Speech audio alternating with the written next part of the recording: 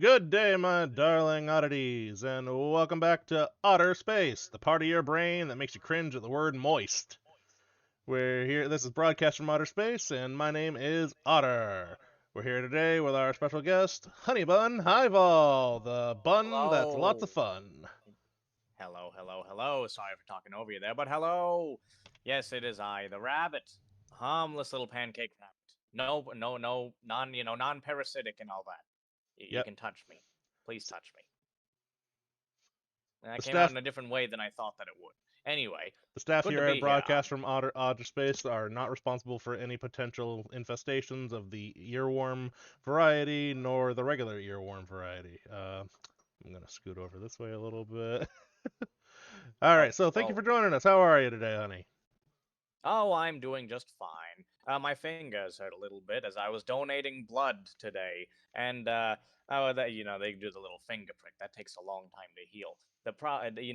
It was a really good. It sounds like it was for charity, but it was actually for money, and it's a medium by which to spread my infectious spores. I mean, my non-parasitic pancake bits to other people's blood.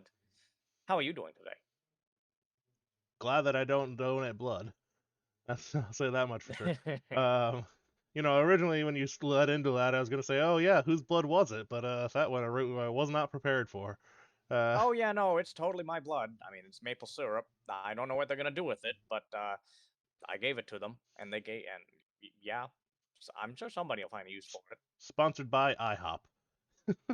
Absolutely, and Oh, Waffle House, oh not my Waffle goodness, I House. just realized IHOP and you're a bunny. I'm Yes, hilarious. Now, did you do that on purpose, or that's just a happy coincidence? it was a very happy coincidence. Excellent, excellent. I used to date a girl with one leg. You know what her name was? I hop No, it was Eileen. to the left or the right. Yes. Fair enough. Her favorite restaurant was IHOP. Uh, hashtag cancel Otter. All right, so I do have to ask a question that's on my head, and it's been stuck in there for the entire week that I've been planning the meetup here. So syrup, butter, bunny. Where does the honey come in? Oh, I don't actually know. It actually just kind of goes well with honey bunny. So syrup and butter they taste really good, but they don't exactly go with the alliterative appeal that I am going for. Ah, So but I'm sweet as honey. You can put honey on the pancake bits that I give you, but I only excrete syrup and butter. that's fair. Function before form, they say. But Indeed. that's right. I got lucky. I couldn't think of a single other animal that went along with the word odd, and so here we are. I'm an otter. It So seems to have worked out pretty well. yeah, I can't complain. Um, I certainly I can a lot of I always see those the posts that are fishing for interaction on Twitter. It's like, how'd you come up with your name? I was like, I am odd. I am an otter. Full stop. So all right, so It's a good pun. all right, so do Sorry, you go on. you want to tell us anything about your content creation or anything about yourself before we go any further? Oh, yes, I would love to. So, as you all know, I am HoneyBun Hyval, here who runs the evening breakfast with HoneyBun Hyval, me, of course, being HoneyBun Hyval. I am a horror VTuber, despite my looks. I need to work on getting the horror parts of my lore out better. But I am, it's a really safe way to view horror. I'm a harmless little pancake rabbit who is completely verified non-parasitic and will not assimilate you into pastry creatures in any way upon consumption. So I like to give people a really nice and, like I was saying, safe and warm area from which they can view horrific things, where they will be distracted and not looking behind them while they eat and watch. I am also a off the screen, behind the screen. I am a helicopter pilot and a business liaison. I I occasionally do work putting people in contact with usually with voice actors, but I have some other things that I've done in the past before.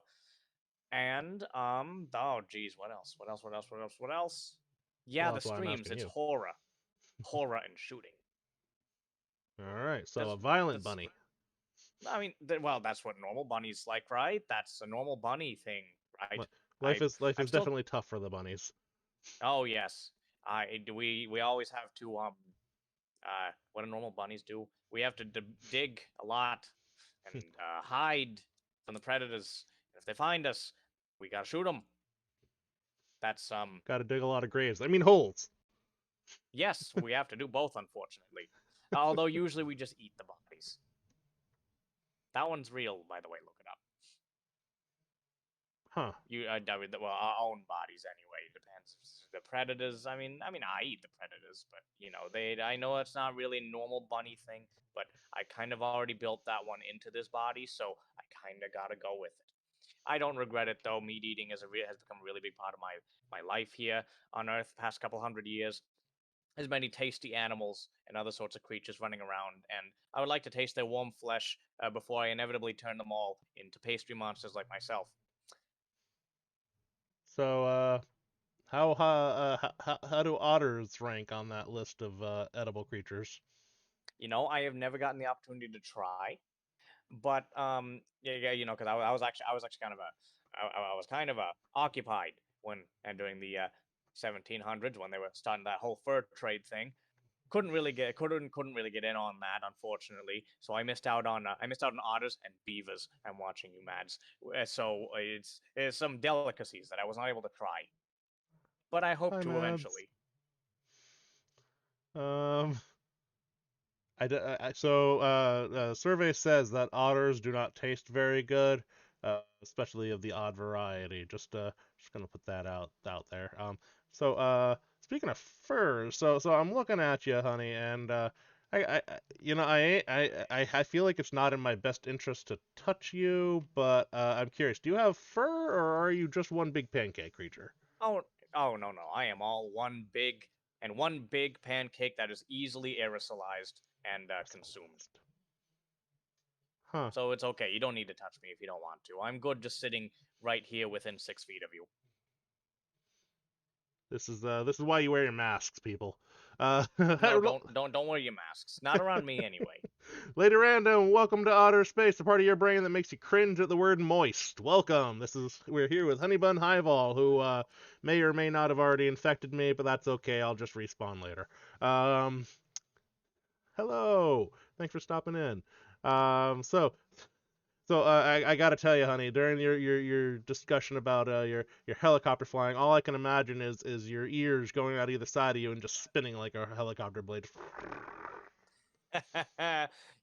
For some reason, that's only the first time that I've heard that. I Really? actually, yes, I was actually looking to start my own little helicopter company thing, as that's common practice in the helicopter piloting world, because we're technically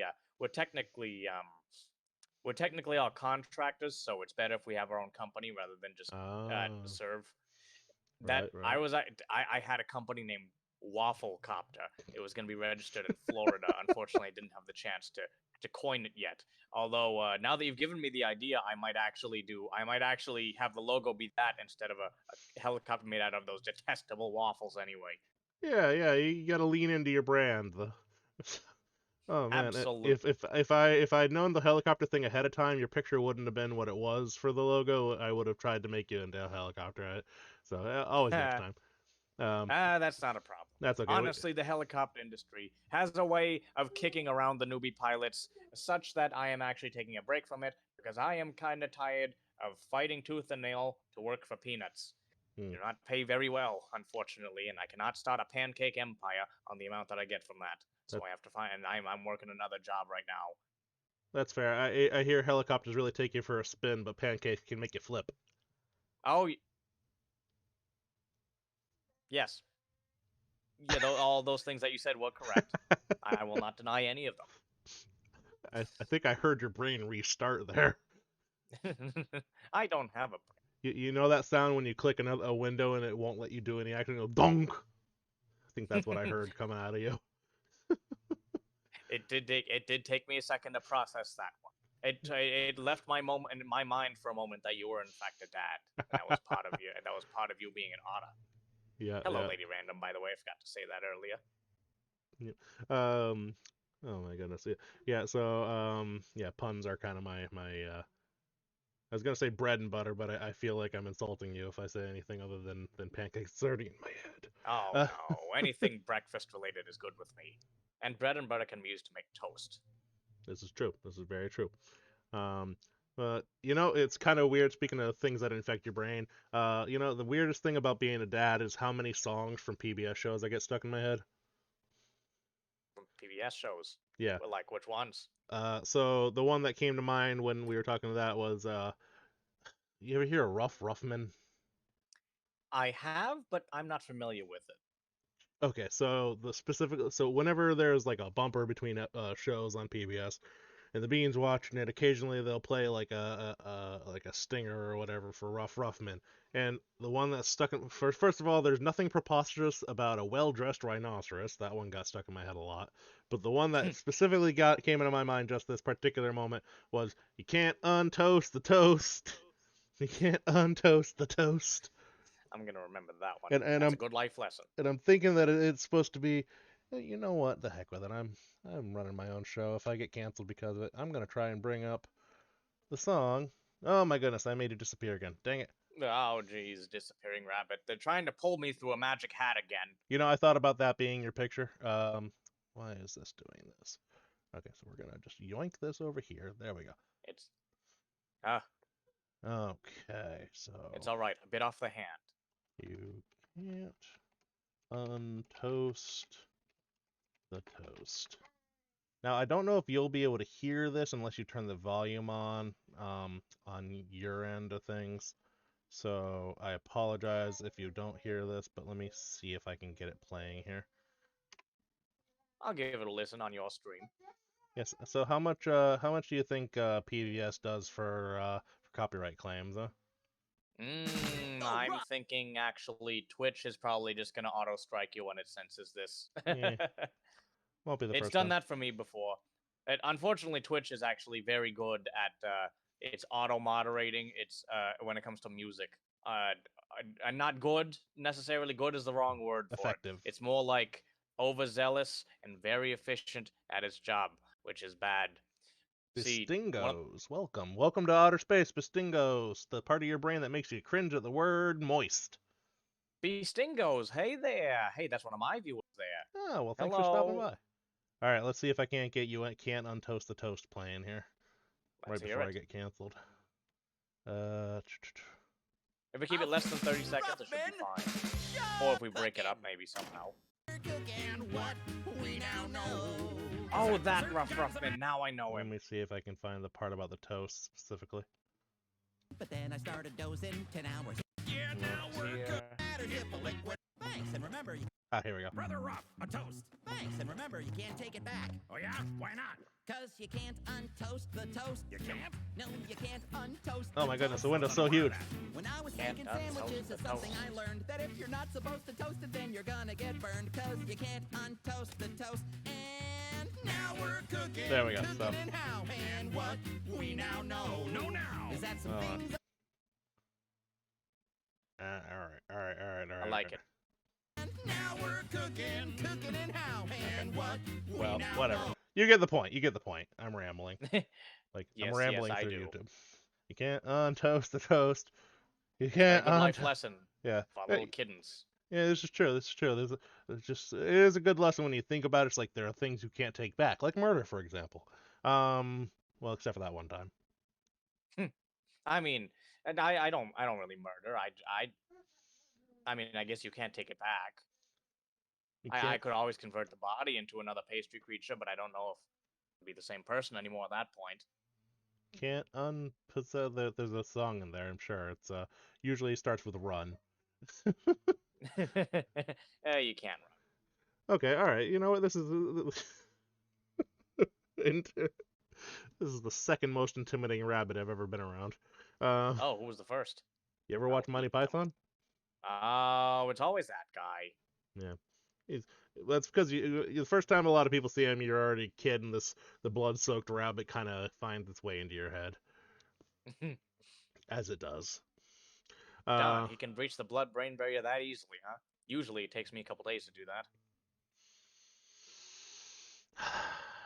taste those spores. Oh yes. Breathe it in. Take some deep breaths. All right, so you're a horror streamer primarily. Let me ask you this then. What has the most scared you ever been during a game been? The most scared that I have ever been during any video game. If I had to say, You do. it was actually during a gameplay of the Neopets Darkest Fairy when I was a little kid, because they actually have one very scary level in there. But being serious for a moment, the biggest actual horror moment that I've had like on stream with a big boy horror game has got to have been probably been Outlast, which I actually played fairly recently on the channel. Okay, so I almost looked into Outlast, but I didn't think I'd be able to to last. That wasn't even aiming for a pun there, just honest truth. Uh, It just comes to you I naturally. it does, it really does. You want to talk about infectious? The whole pun thing is just so deeply ingrained in my psyche. Um, so anyway, I don't even mean half the things I say as puns. They just sort of are. Yeah, I didn't think I'd be able to make it through Outlast, so I was like, I'm not gonna put myself because I imagine as a horror streamer, you've at least dabbled in FNAF. I did. I Yeah, I did. The only reason I haven't played it on my stream, in fact, is that, well, I kind of spoiled most of them. I Mm-hmm. watched Markiplier and Ah, company yeah. play it on YouTube way back when, so there wouldn't really be any surprises for me, especially if I started off with the first one. Mm-hmm. Like, once you figure out in Five Nights at Freddy's 1 that here's a pro tip for an 8-year-old game. Uh, the only things that you have to really check are Foxy, and you just need to flash the lights on both sides of the doors, and you're completely safe no matter what monster's coming after you. Mm. So it's easy to cheese some of them, and I don't want to start on like the fourth game or something. I Yeah. think the third one's pretty good. Maybe some of the fan games are pretty good, but yeah, no, I've dabbled in it. Why do you ask? Well, the reason I bring it up is because I have I don't want to say a history with animatronics, but I don't deal well with animatronics or people. What about Freddy? What about Freddy? What about Freddy? Sorry, Bastingos is asking what about Freddy? Oh yes, I see him in the chat. Yeah. Um. I mean, Freddy's good. Well, so I have I don't know what the term. You know what? I'm gonna look this up. What is the term for what I have? Animatronic phobia. There's like Y- automechanophobia, maybe. yeah, something like that. There might be more specific if we're Fear talking of specifically about animatronics and not ones. Fear of animatronics. Animatron. There we go. Let's see what the title. Automatonophobia. That doesn't even sound like a real word. Darn it, I was Automatonophobia. close. Yeah, you were pretty close. It's an otter. I am an otter. Hello, Zafira, Forgotten Dreamer. Welcome to Otter Space, the part of your brain that makes you cringe at the word moist. How are you? We're here with HoneyBun Hyval. Is Zafira one of yours, or is that Forgotten Dreamer the dreamer I know? It's probably yours. I don't recognize this Saphira, but I would like for her to come join me in my evening breakfast if she would. We got plenty of free pancakes over So there. And Forgotten lots of horror. Dreamer is somebody I know. Zafira is the only part that's throwing me off. So I'm assuming this is just the Forgotten Dreamer I know of. Hello, Forgotten Dreamer. Thanks for stopping in. Forgotten Dreamer is going to be one of my guests. Is it next week? I don't know. You shouldn't be. I see. Look this. A couple of mammals. Well, there's. I'm like half mammal on my mother's side. I don't think that HoneyBun here counts as a mammal, unfortunately. I am the dreamer you'll be interviewing. It's next month, 9th of December. Thank you. I absolutely have a schedule, and that's right. Next week is Mega Dango on Otter Space, by the way. But I we're haven't not heard of them, but I'd like to see them. Mega Dango. Oh, we'll definitely come by. They're a lot of fun. Anyway, Another edible creature. Always good to meet them. I feel like she might give you a run for your money because there's at least her logo, her original logo has like 3 heads. So I don't know. Oh really? Oh Well, yes, we'll really. see about that. Yeah. Hmm. I'll take one of those heads. Also, why have pancakes when I can have rabbit instead? You can have both. You want to eat the rabbit? Do it, Uh, please. Broadcast from outer space holds no liability for anything that might happen upon consumption of this potentially harmless, potentially not harmless pancake creature. Please don't write us, people. I'm just noticing now, but your ears are translucent. Is that was that on purpose, or is that just something that happened? Oh, that is actually a that's actually a thing with Discord screen share, I Oh, think. They're not that doesn't happen on my streams. However, huh. my internals are powered by a network of pressurized clarified butter. So that might actually be a part of that. Now, okay, so that's interesting. So what would happen if you ate regular butter, non-clarified? Oh, I can do that. I do incorporate into my body like I do everything. Okay, okay. It'd be Interesting. easier. So I'm seeing a headband under your hat. So this is under your pancake. So you're wearing a hat. Is this true? Oh, no. No. I'm wearing a headband. You Those are. pancakes are part Oh. of my head. Okay, okay. I wasn't sure if the pancakes were on the hat or the band was part of a hat that the pancakes were on. So is it turtles all the way down or is it horrible pancake monsters all the way down? Um, It's the latter.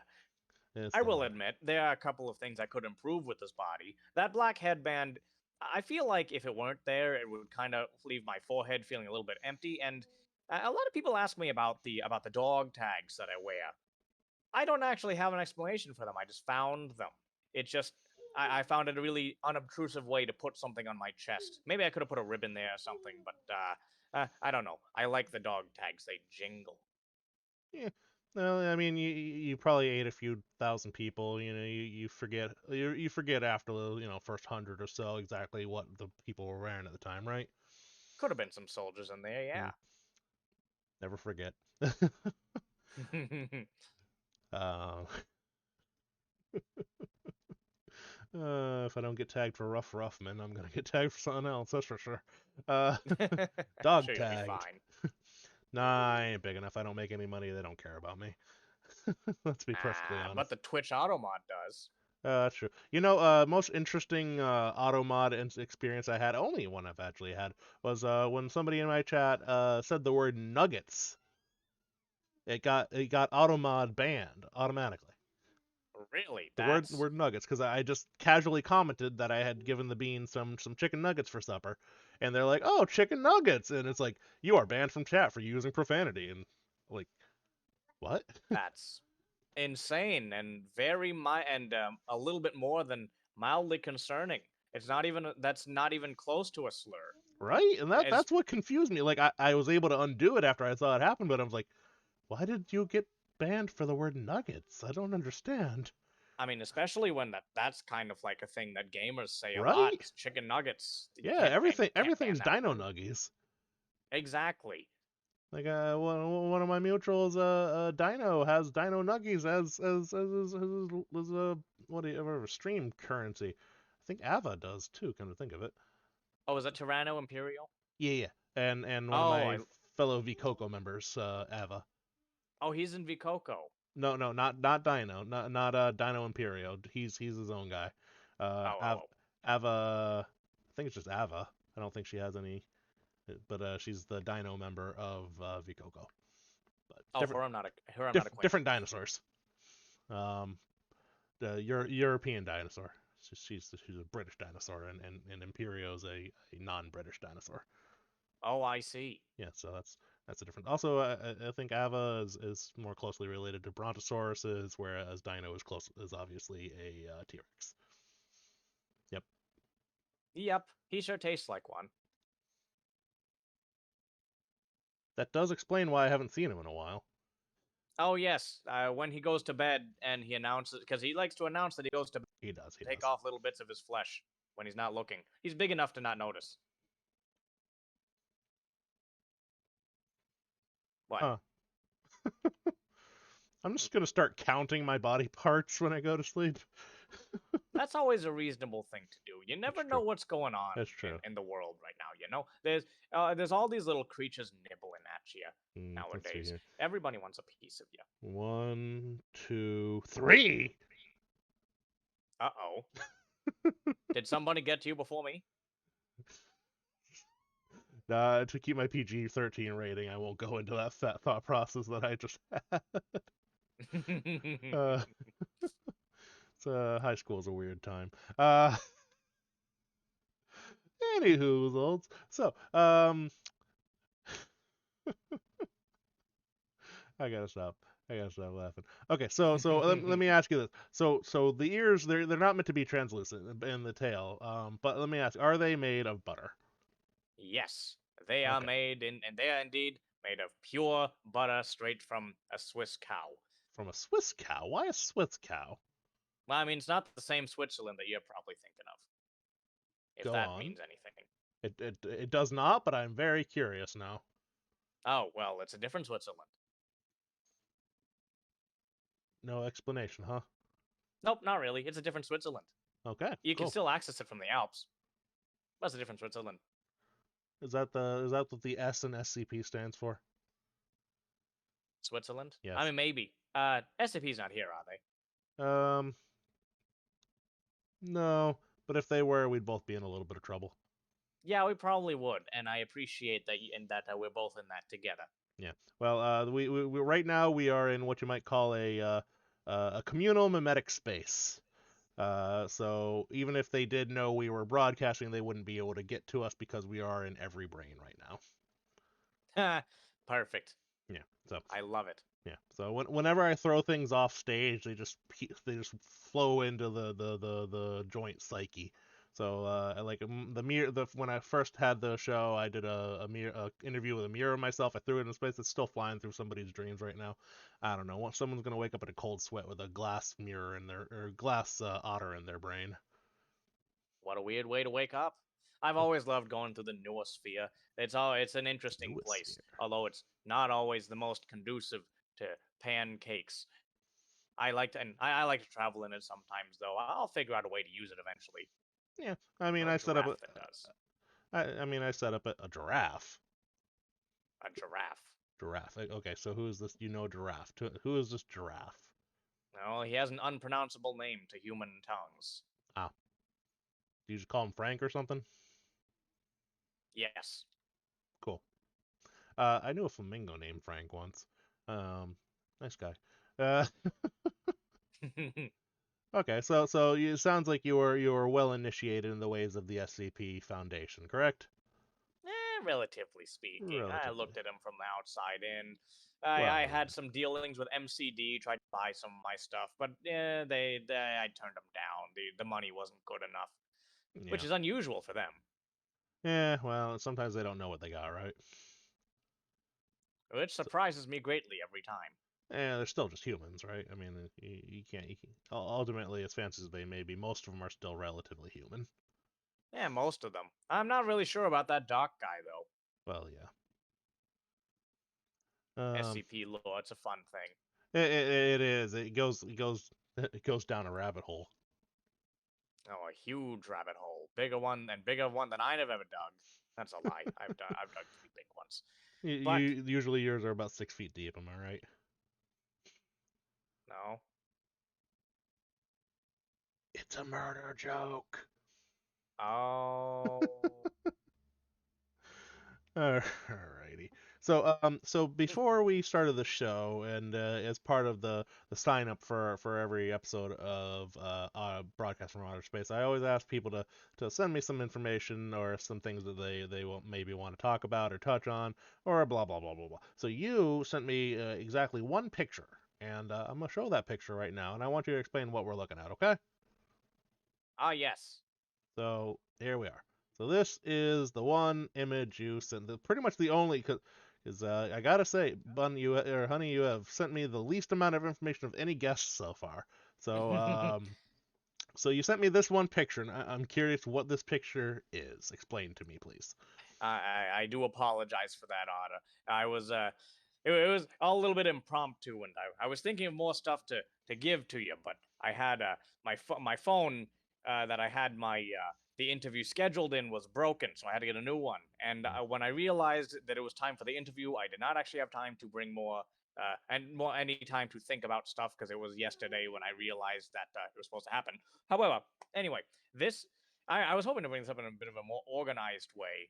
Uh, Mm, but one of the things I forgot to bring up earlier, excuse me, was I am also a writer on a game mod called Mossflower Total War, which basically is a full game-sized game modification from Medieval 2 Total War that converts Medieval 2 Total War into uh, basically the Redwall universe from the Redwall novels. It turns it into a big old grand strategy game. For those unfamiliar with the Total War series, it's a strategy game. And the Medieval 2 Total War being the one where you play and you play as like the facsimiles of the kingdoms of medieval Europe, Africa, and Western Asia, and you fight it out for world domination. For those of you not familiar with the Redwall novels, they are a children's novel series set in a world where there's only talking animals, and they live relatively peacefully amongst each other in this semi-dark ages, semi-medieval sort of a world setting. So we kind of combine those two things together in a way that I don't believe anybody has experienced either of those two things before. The On the Redwall side, we don't really there's no strategy games for that book series out, and on the Medieval 2 Total War side, you don't get the amount of customization that we've done on the models here, as you can see in that picture, replacing them with mice, rabbits, squirrels, rats, all those, which is a momentous task, by the way. I believe we're one of the very few for the Total War series that actually really does that outside of, like, say, the Warhammer games, where you have the Skaven who are already beast-like.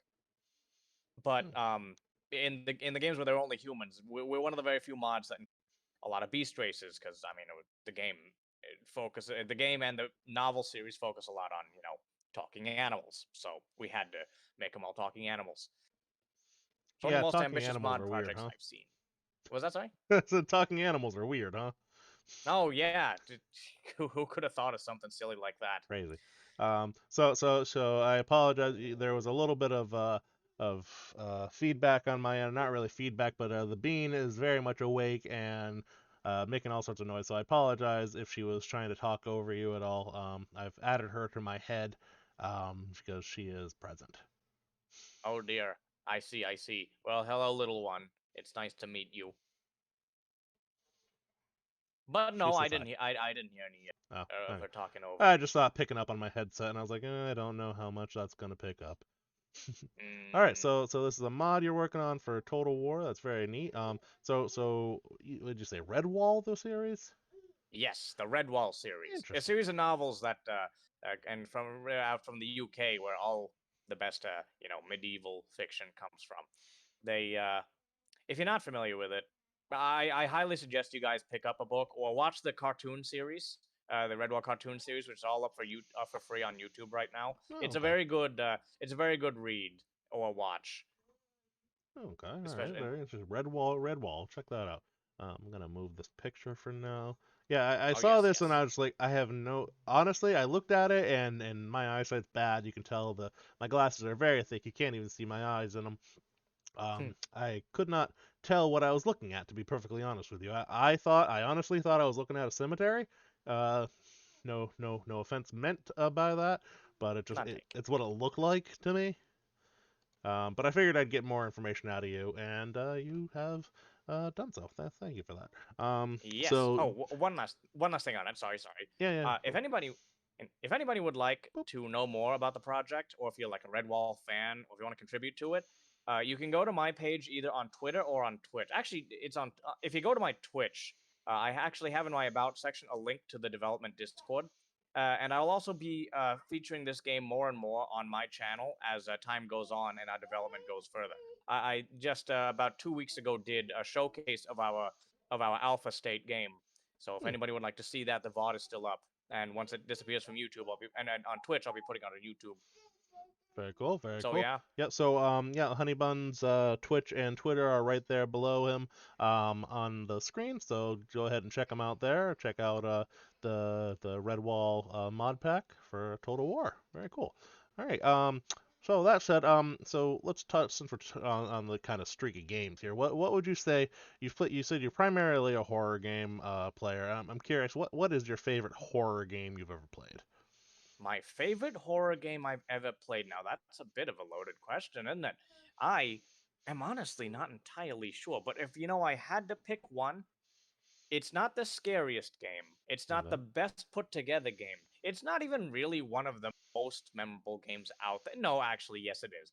Despite being not the scariest or the most actiony or the most whatever, it's one of the most well written. And my Mm-hmm. favorite personally is the Alan Wake, Oh, which I can now say is the Alan Wake series, and I'm yeah. very happy to see that. It's Okay. it's very it's not the scariest game, like I said, but it's very well written for how silly some of the dialogue can get sometimes with the Uh, enemies. But they really capture that kind of 2000s horror and mhm. horror TV series feel, and I thought they did really well on that. The character of Alan Wake is very well portrayed by his actors. I really love the I myself am from, well, I spent a good part of my life in the American West, Mhm. and their modeling of Eastern Washington was really spot on. Remind me a lot of home. And It's yeah, just after they sorry, last thing, yeah. after they recently revealed the second Alan Wake game in the what is it in the Summer Game Awards last year, I believe.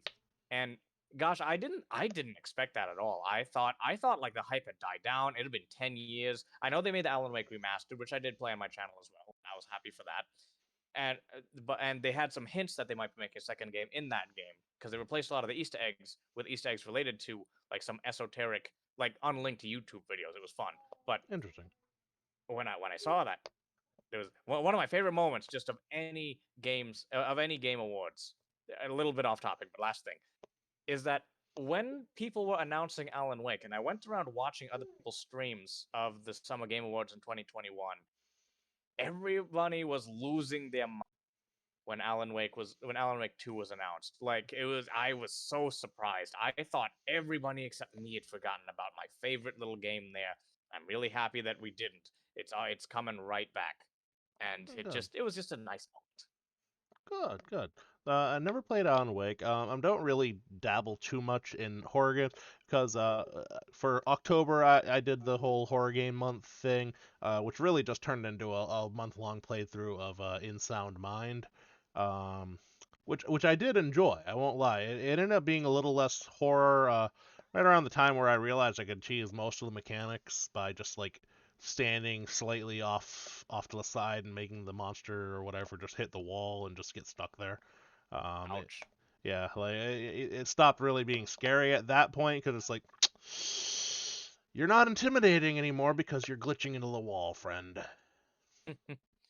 Or like Well, a if you ever feel like getting into horror games again, hmm I think that Alan Wake is a really good entry level because it's not really that scary. It just has a lot of horror elements in it. hmm So it's if your fans are hankering for horror, or if you want something a bit darker, but you don't want to be like jumping out of your seat all the time, like playing Outlast, Alan Wake is a really good place to go for You gotta have fans before your fans can get bored of things. uh, that. Um, yeah, no, I dabbled with the idea, or I tinkered with the idea of doing horror streams more regularly, because I really did enjoy playing In Sound Mind. It's probably the most fun I've had playing a game on stream. Um, but I find a lot of games that require like combat elements, I end up getting really focused on playing the game, and I just stare at the screen. And all you see for like 20 minutes is this deadpan Otter staring at the screen, not saying anything, and I can't Oh, imagine that's very fun. oh yeah, can't unfortunately can't have that sort of thing. Yeah, As much as we do like to have fun doing this VTubing stuff, we do have to play the numbers a little bit, and we always got to keep constantly talking. yeah. For me, you go ahead. Sorry. I was gonna say I recognize that like oh I'm not very entertaining while I'm playing certain like I played Fable. Fable master was is like one of the games I consider like a masterpiece game. But there's the combat and I end up like focusing on the combat and just slash slash slash hit the spell da da da da and I'm not saying a damn word for like 15 20 minutes at a time and then I look up and I'm like camera's on. Oh, totally, totally. I understand that. Usually for me, that's why I don't play any like role playing games like hmm Skyrim or New Vegas or any of those other ones on Yeah. my stream because I like to kind of get myself in the headspace of that character that I'm playing. Yeah. And you can't and if I'm doing that, that means I'm not playing HoneyBun, which would kind of screw me up, and I just wouldn't be able to do that either. I'm Mm-hmm. also like that for strategy games. Despite me developing a strategy game, I uh, I can't do too many of those because I have this kind of need to constantly explain. Actually, no, I could do strategy games now that I think about it. When I did the Redwall one, I was just constantly blabbering on about what my rationale between each of my tactical decisions were. Mm-hmm. But yeah, I said when there's a game that I like to role play in, I can't stream it just because I like to get myself in the headspace of the character, and that takes me out of the honey bun, Yeah, which yeah. is not ideal when I'm trying to stream as honey. You know? Yeah, yeah. As much as we say that we are just extensions of ourselves, at the same time we also recognize there's people watching, right? We're trying to be some kind of entertaining. It's just kind of the part and parcel of the whole process, right? A lot of P's there. Absolutely. So I mean, as much as we are ourselves while we're streaming, we're also ourselves that are trying to perform and be entertaining, and not being in that automatic talking position. Like the reason I think I liked In Sound Mind was I was like, oh, what's this? Let's talk about this. Let's talk about that. Oh, let's make fun of this. And there wasn't a lot of point. There were some. Don't get me wrong, because like there were periods where I was just like, I have no idea what's going on. But for the most part, I could kind of keep talking. Um, and I think that's why I had the most fun with it on stream. Unlike other games, like I said, like, I love Fable. Fable is literally one of my two like all-time favorite games. The other one being Final Fantasy IX. Um, But it's so, not good for you to stream it because but it not takes good your for focus away. exactly.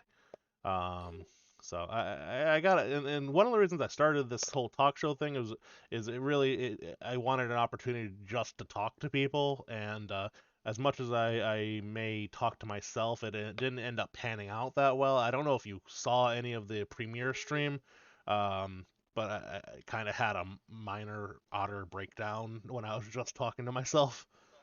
Mm. It was Yeah, it does happen sometimes. It's kind of a weird moment where I realized I keep saying this and I will keep saying this. It's the ultimate form of rejection when you're so boring you bore yourself to death. Uh, luckily, I can imagine. luckily, Toluca and Dango ended up in my chat and they kind of helped me keep going. So I will be very appreciative of them for. Oh, hey, Coase, how you doing? Turning socializing into content, a true streamer mindset. Oh Co- yes, indeed. so Kozaran is another member of VCoco, is a VCoco Bear. Thank you for coming by. Welcome to. I think I might have seen you pop in earlier, but I'll still give you the welcome right now. Welcome to Otter Space, the part of your brain that makes you cringe at the word moist. Um, so I And you got any spots open in that V Coco? You seem to have a lot of animal-based feed to us. yeah. So that was kind of the VCoco stands for V Critter Comfort Community. Um, Oh. So it's all animal themed VTubers, and right now we are full. We're trying to kind of get off the ground, as it were. Generation one, we figured we would start with 10 people or 10 animals, and it's going okay so far. It's been animals, yes, not people, animals. You're right. I'm so sorry. Animals. Yeah, I'd say eat me, but there's a pancake bunny right there, so go ahead and get him. Uh, Well, you can eat me instead. Where is the love for the Eldritch? Excuse you. First of all, Eldritch beings do count as animals. In fact, one of our founding Generation 1 members is Chaos of the Cosmos. She is a Eldritch slime shapeshifter. I had to tame down how much I curse. Okay, yeah. We are trying to be open to all ages, so uh, you don't have to turn the cursing on. I'm an eyeball. Am I an animal? That depends. Or what are you the eyeball of? I mean, I am a I'm I probably shouldn't say this out loud on blast in front of everybody, but I'm a creature from outside of reality. I'm kind of a double dip into an animal and an eldritch being And a pastry. and a pastry, a delicious pastry, Now let me as ask. all of you will be one day. Okay, so if you weren't pancakes, what would your second choice of pastry be? My second choice would be a cinnamon bun. Cinnamon. Oh, that. See, that would work with the whole bun thing. Cinnamon. Yes, you know it would, but I didn't actually think about it at the time. And besides, I fair. actually like pancakes a bit better because Well, we yeah. have syrup. That's true. You ever had cinnamon bun pancakes? I have, but I never really thought about it. I thought it was, pancakes, a more versatile food. Well, yeah. I'm not saying you should rebrand and do a cinnamon rabbit right now. I'm asking about pastries. Let's see here. Why can't a cinnabon have syrup? I think they call it diabetes. I mean, you could put syrup on on a cinnamon bun. That was. I'm gonna forget that you said that, Dreamer. I'm gonna ignore that last comment they made, then go back to Uh-oh. the cinnamon thing. The Shots cinnabuns. I fired. mean, it's you could put syrup on them. I'm not gonna stop you. It's just they're not typically eaten with them. They're eaten with cinnamon and cream and love, and also Delicious preservatives. love. Delicious preservatives. Oh Uh, yes. Checks out to me. Add the floating eyeball, illicit critter-esque beings. So I think in the original VCoco sign-up form, it did say eldritch creatures count as animals. I believe I had that right. Uh, Regardless of what is eaten between pancakes, cinnamon rolls, waffles, it will all lead to diabetes. This is factual. You're not wrong. Mm-hmm. But That's so you know, That's why. Sorry, that's why I constantly encourage drinking plenty of water, avoiding other sugary foods that are not pancakes or pastries, and getting plenty of exercise after you are done consuming your delicious breakfast treats. good. This has been your disclaimer for the day with HoneyBun and Hyval. Uh, yeah. So during one of my first, regardless of which one these get syrup or not, I might add which one of Well, these gets yes, they're syrup. all carbs. You Well, always gotta yeah, watch your carbs. yeah. I watch them. I watch them go in my mouth. Yes, exercising means you do have to move, but it'll make your body healthier. You'll I be able like to to consume. move it, You'll be move able it. to process sugar butter. You'll be able to, and that means you'll be able to eat more of it. Not that you should eat more of it besides pancakes. And if you move when you're younger, you're better when you get older. It's a good thing, So and so it's a so really fulfilling thing. so what he's not adding in between those lines there is that exercise also speeds up the infection rate by raising your heart rate and moving the blood through your body faster. So just gonna go ahead and put that right there. Why you gotta do that? So, sorry. While you're on my show, I'm responsible for like 30% of the infection you cause. So just putting Fine, very well. the I can respect that. yeah. You got to go with mimetic infection. That's the way to go. That's why I'm living in mind space here. I mean, I do a little bit of that. It's just slower. I've been Yeah. trying to expand into that. It's hard to find a way to thematically do it. I Mm. get people to think about pancakes and bunny rabbits as much as I can, and that eventually manifests some of my little bit and some of my little pancake bits in their bloodstream at some point. But it's a little hard sometimes. Sometimes it doesn't. Sometimes the thought doesn't translate directly into the bloodstream, and then there's a blood-brain barrier. It just kind of gets stuck in the brain, and that doesn't circulate quite as well. Sometimes it gets such a small sample that it gets filtered out by the body. It's a work in progress. Mm. I just prefer the more physical way of Fair enough. Fair you enough. know spreading. It's the direct route. Um, so let's see. If you're a Cinnabon, I'm just trying to think of what you would look like as a cinnamon rabbit. Um, but I anyway, would probably look fairly similar, honestly, but yeah, I'm I would have thinking, yeah, just go having a ahead. Cinnabon on your head instead of a pancake, and I think you're good to Yeah, go. yeah, and then the ears would probably be Frosting. actually also cinnamon, but maybe with more cream on them Hmm, instead of hmm, butter. that's true. That's true. Yeah, I guess you wouldn't really have to rebrand that. Maybe replace your tail with like a swirly or something.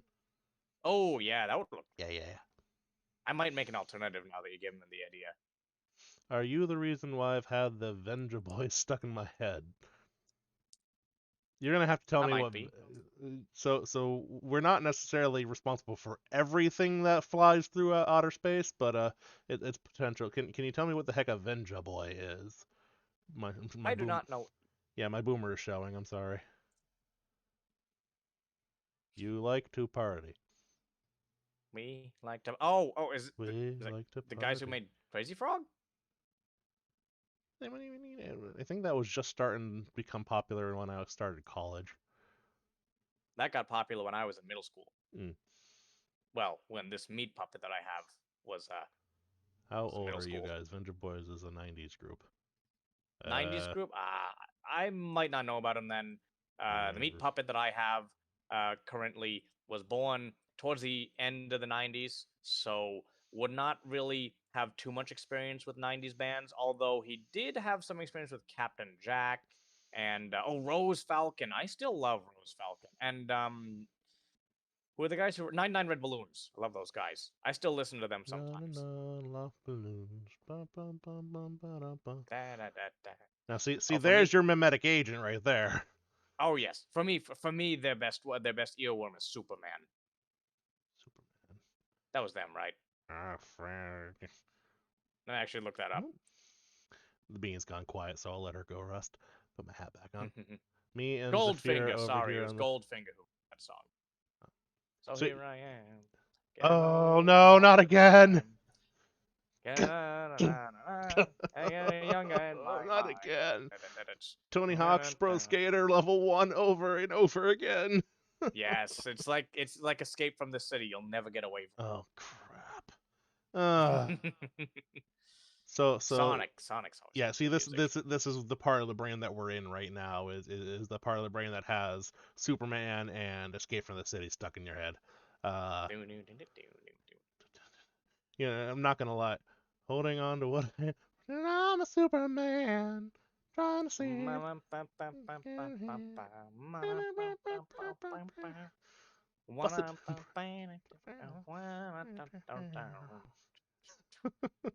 It's just such a nostalgic song. I don't know what it is about it.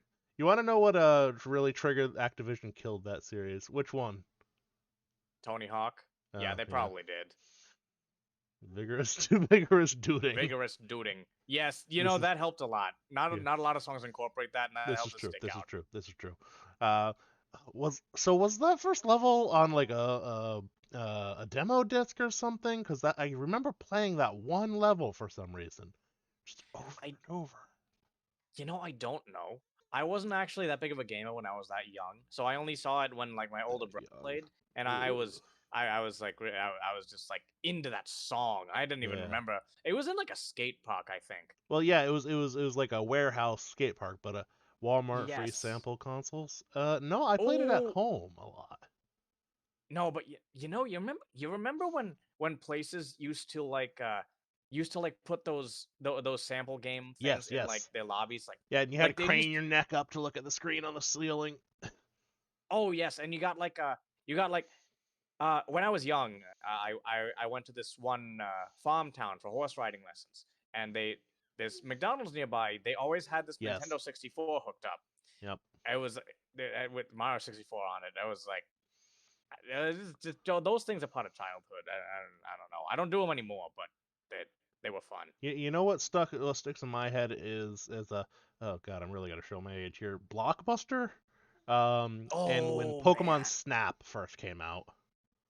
Yes. And I don't know why, but I was obsessed with I never got to actually do it. I was obsessed with the idea of being able to print out my pictures from Pokemon Snap at Blockbuster. I never got the chance to do it. And then Blockbuster they let you do that? died. Yeah, it was like the photo booth things, but they were stickers.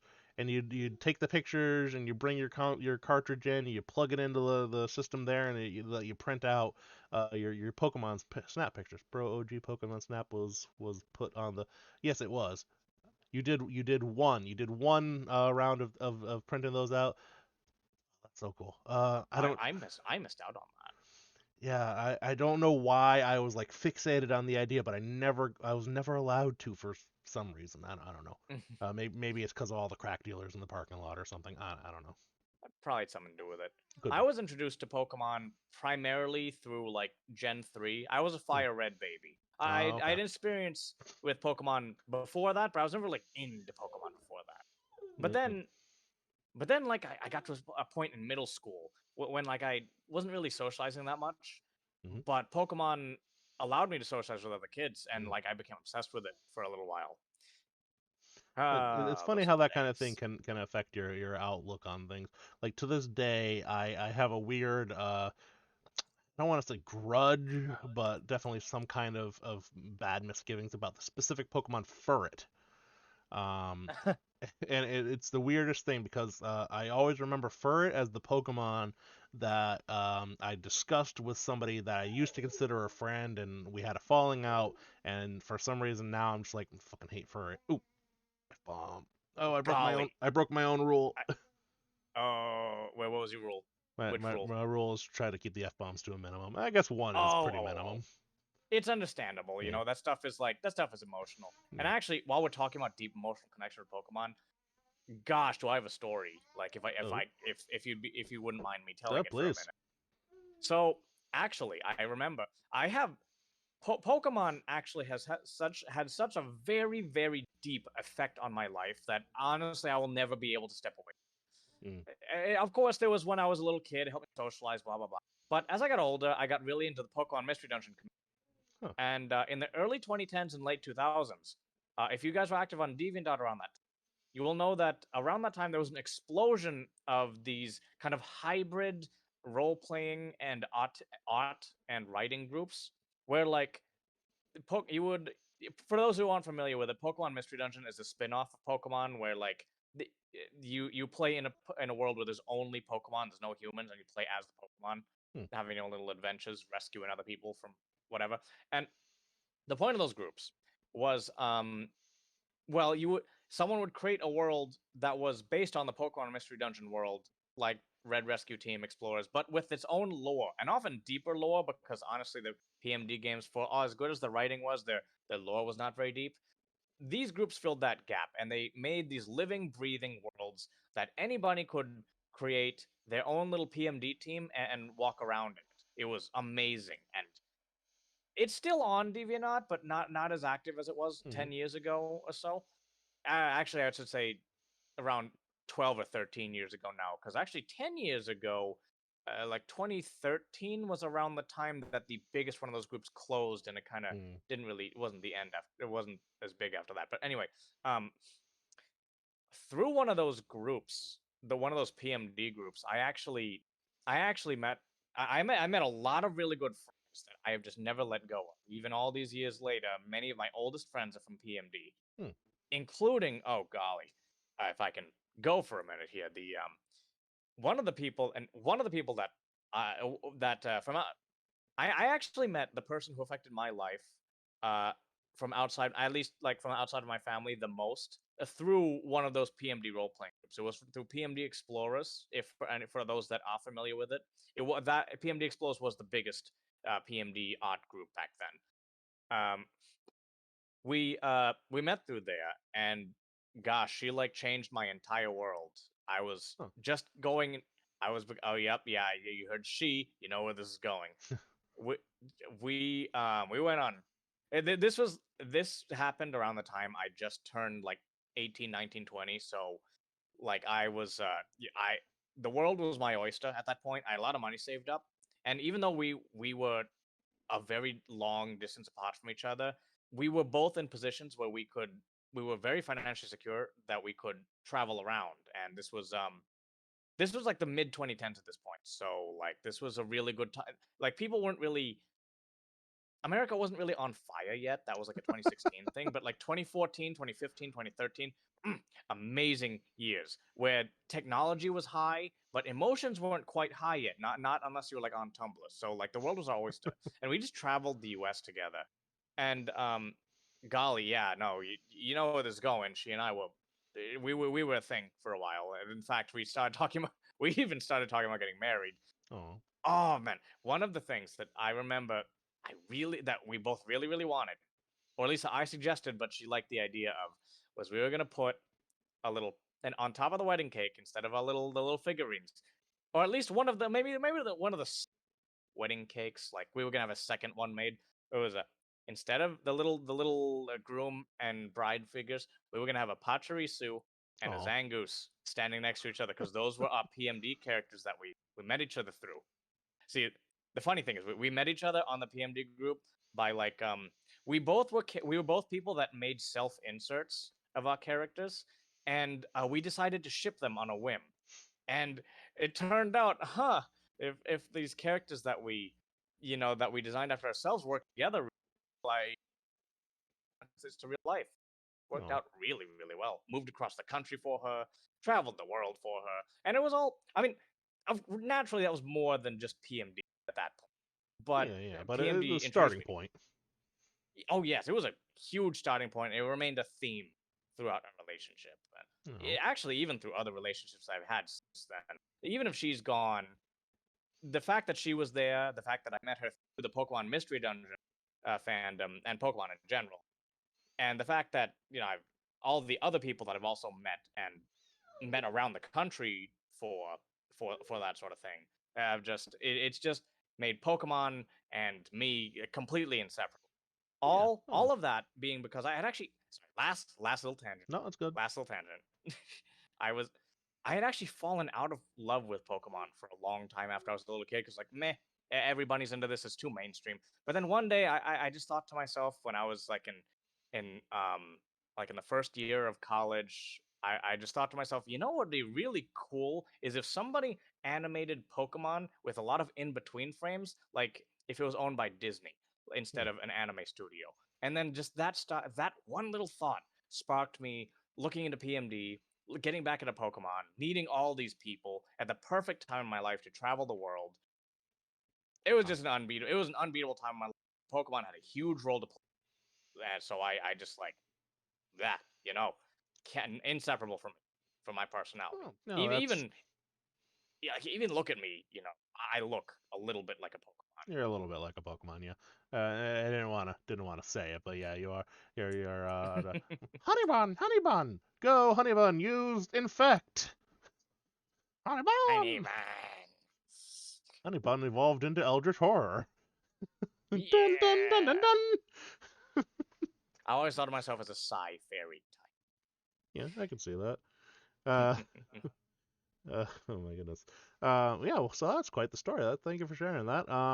Yeah, so the whole wedding cake toppers kind of kind of the role that you described for Pokemon for you was kind of and I won't lie about this. The role that filled for you was filled for me by World of Warcraft.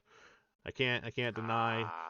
Yeah, I know I'm one of those. No, I met we met through Pokemon. I'm not judging you. I'm saying like, I know some people met through. I know people who met others through MMOs. Because Heck, Mabinogi. No, I joined a guild in Mabinogi when I was in middle school, and we are still together as a guild. And like half of the people in that guild are married to each other after they met in that guild. That's cool. I didn't meet my significant other through World of Warcraft, but we did do what I'd call a lot of early courting on World of Warcraft. Um, because I didn't spend a lot of time on. Oh God, I feel like I'm dating myself still with AIM, Instant Messenger. Bling. um, so I didn't spend a lot of time on that, but I did spend an atrocious amount of time on World of Warcraft. So she knew that's where she could find me. Ah. So we would. I will very much say my wife took the lead in things. I am a watch and see kind of otter. I am not a quick moving creature. Um, my wife, on the other hand, she is very much a quick moving creature. Um, but so yeah, we did a lot of our early courtship in World of Warcraft, and we actually have. God, the cringe is going to overwhelm me, but we Go have on. matching Loktar Ogar tattoos. Aw. Mine's on my shoulder, hers is on her wrist. So That's adorable. yeah, I actually like that a lot of our generation are able to meet and still talk through like childhood mediums and games and stuff. Because yeah, growing up, there's always, especially in the 2000s when this was the norm. It was like at some point you had to wonder, when is it going to be inappropriate for me to not and to talk to still like this stuff? When do I have to stop playing video games? When do I need to move away from cartoons? But then we all just collectively decided as a generation, oh, we actually don't really need to, yeah, and it yeah. surprised me a lot. How many people come to me and tell me they met or like were friends through like video games or like MMOs especially. Yeah. I know a lot of couples that met each other through MMOs or who like you said courted through MMOs. Mhm. And I just think it's great.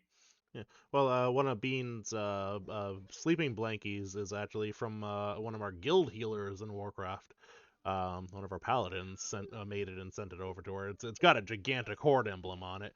Um, Oh, that's yeah, awesome. and it's two-sided, so it's like red and black, red with a black emblem on one side and black with a red emblem on the other. It's really dope.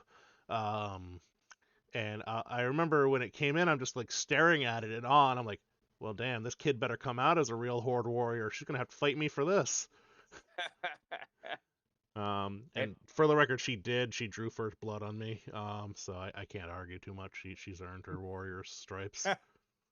she Yeah, taken right off of the old block, huh? yeah. No, the bean chooses violence every day. I promise you this. Um, she is definitely she's her mother's daughter. That's for darn sure. Uh,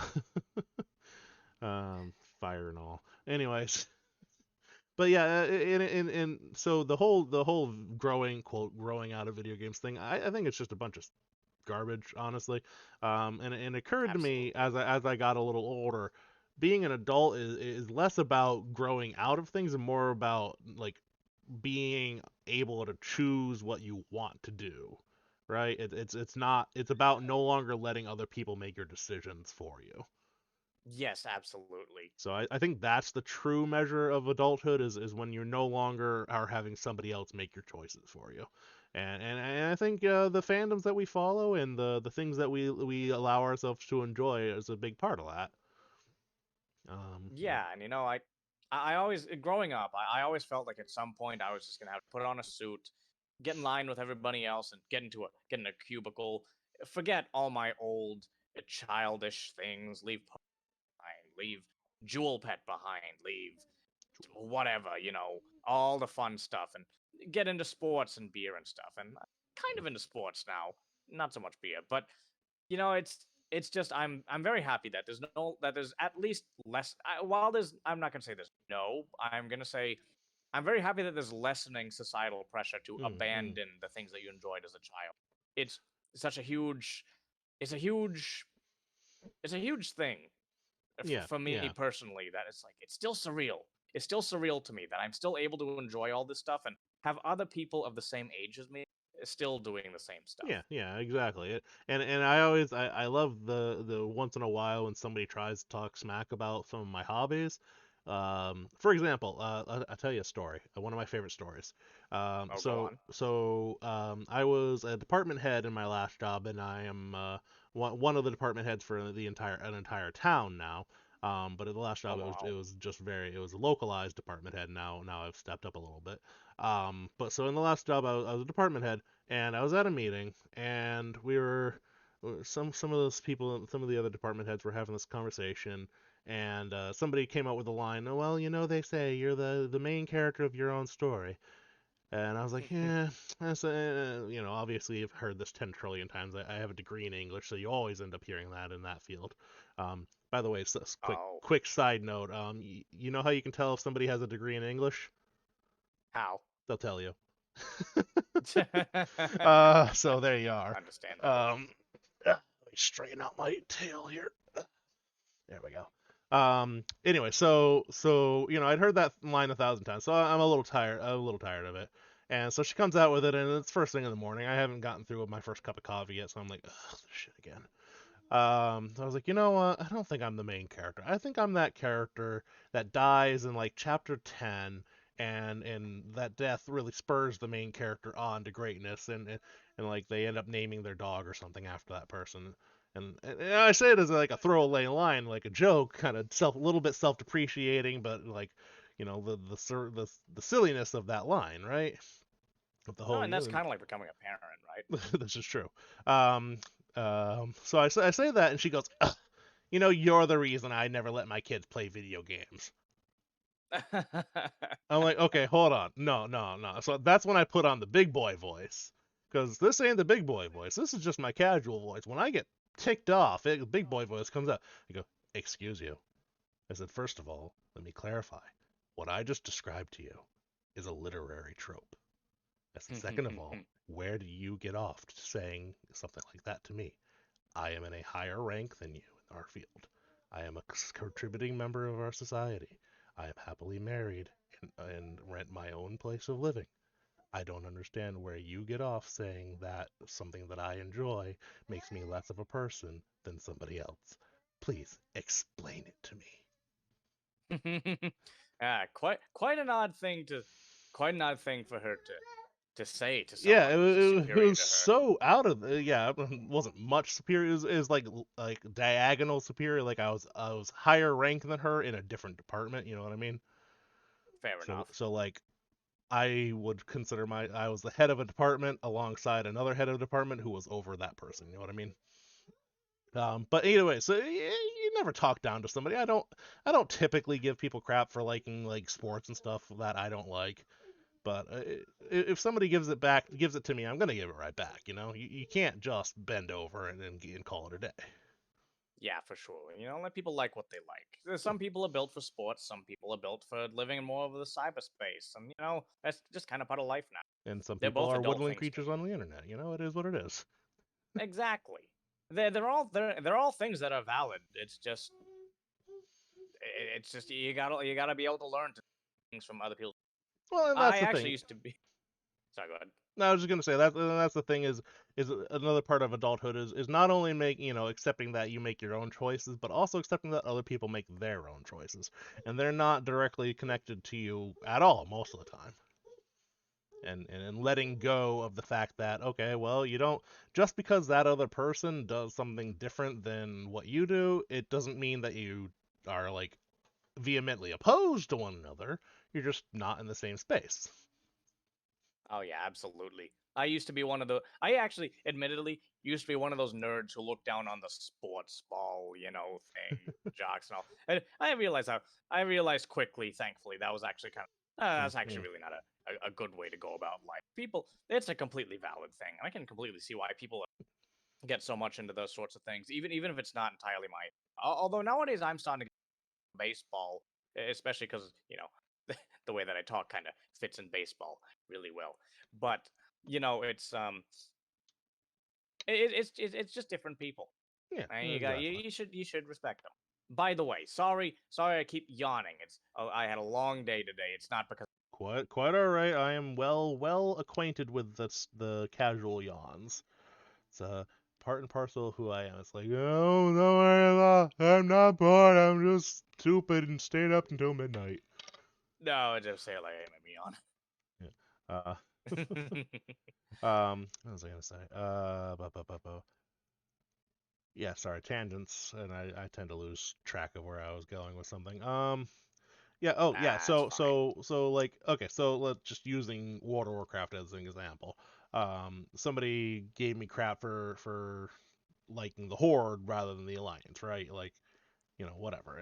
Really? Yeah. So somebody was giving me crap about that. I was like, why don't you just like both of them? It's just the same thing on either side. I'm like, oh, I'm sorry. And this person's like a Yankees fan or something like that. I'm like, so how are the Red Sox? And they just look at me and I'm like, yeah, it's exactly the same. Don't even try to think it's not. And they're like, oh, fair point.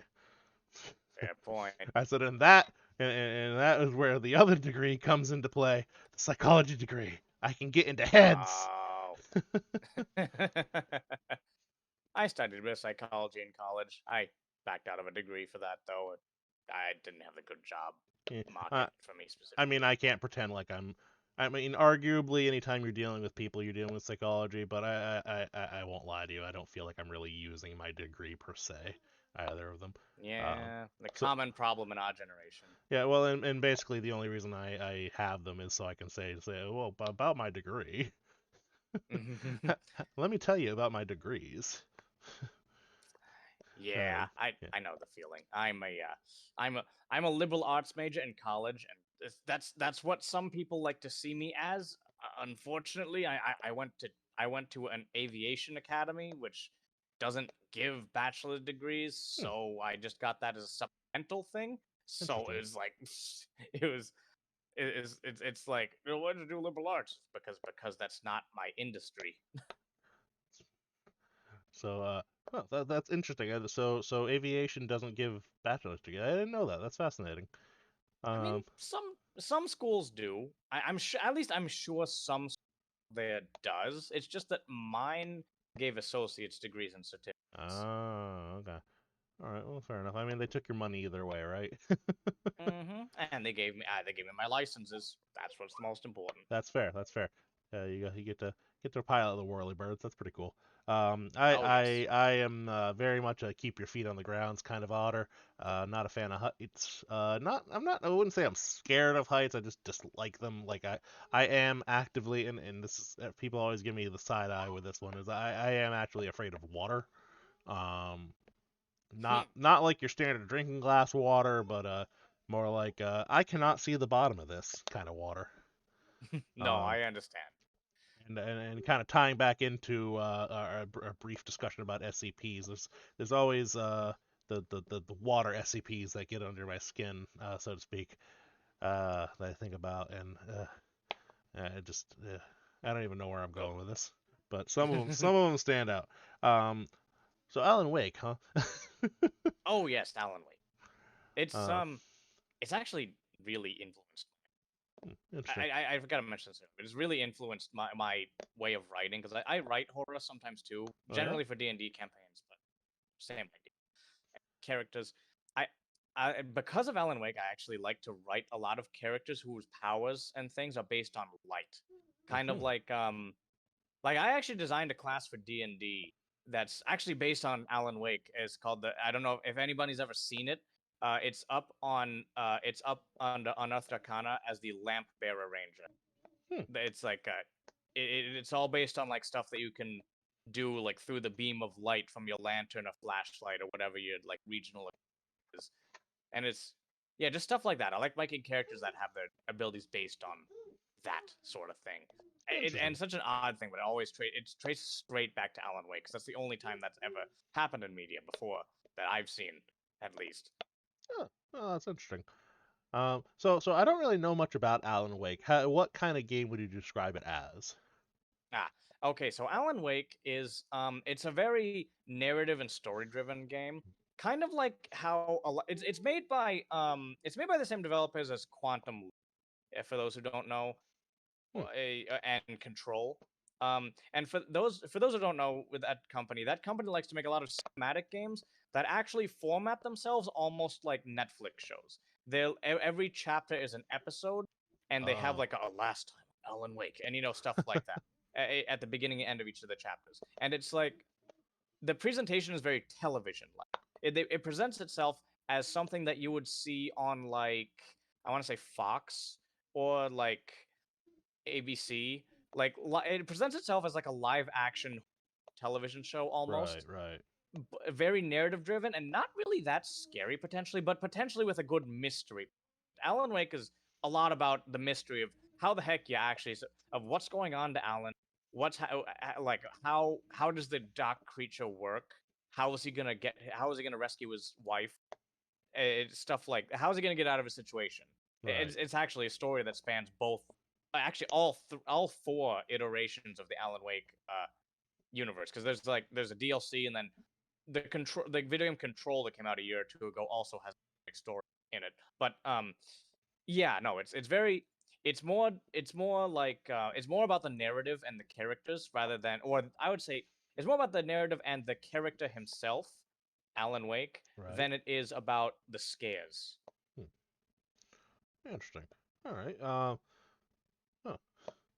Huh. So I gotta so a lot of the games that I see aren't so much scary. Like let's be perfectly honest with ourselves. If you don't have what do we call it? Anomanophobia, Automatophobia. whatever. Manamana. Um, But if you don't have that, FNAF isn't actually scary. Let's be perfectly honest with ourselves. Like hmm, it's startling. It's startling.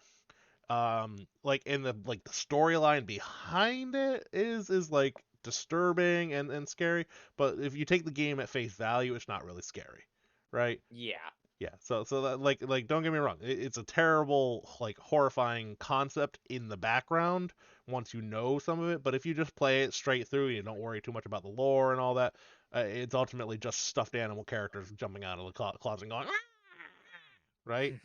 Um, And that's what I find is just not distressing, but just like not interesting to me about a lot of horror games is that it's all about startling you, not scaring you.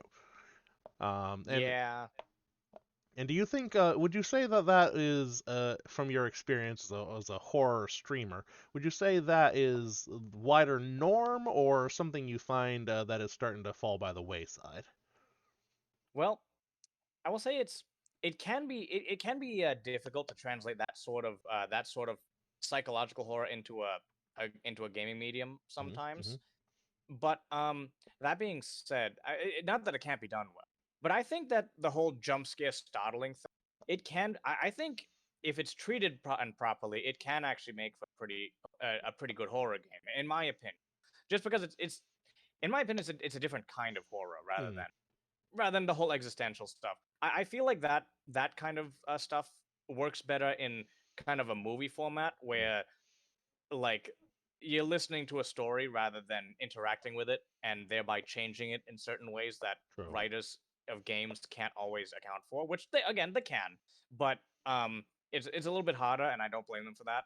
Hmm. But if you use the jump scares properly, or if you use the terror that you can see properly, then and make it unpredictable or something, or a constant threat, then it can still be an effective horror game. Whether Five Nights at Freddy's itself is scary or uh, is up to the individual, but Hmm. games that I think absolutely do that kind of really tense, really jump scary, and really high adrenaline type of horror.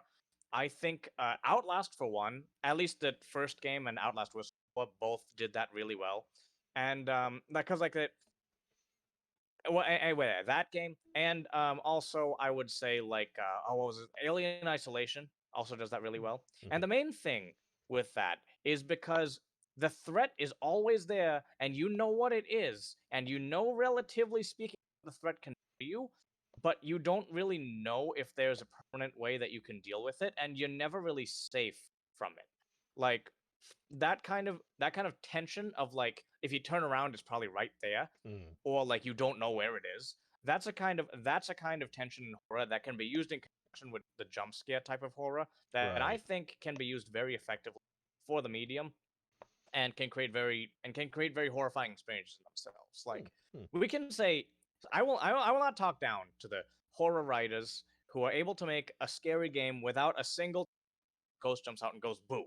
That's always an impressive thing. Hmm. But but I will say the only games that I have ever been personally afraid at that I personally played were what was games like Outlast, and I never played Alien Isolation, but I watched it, and like certain areas of Dead Space where it's Hmm. like you had power, but it's being taken to avoid this thing that's chasing you, but you cannot stop it permanently.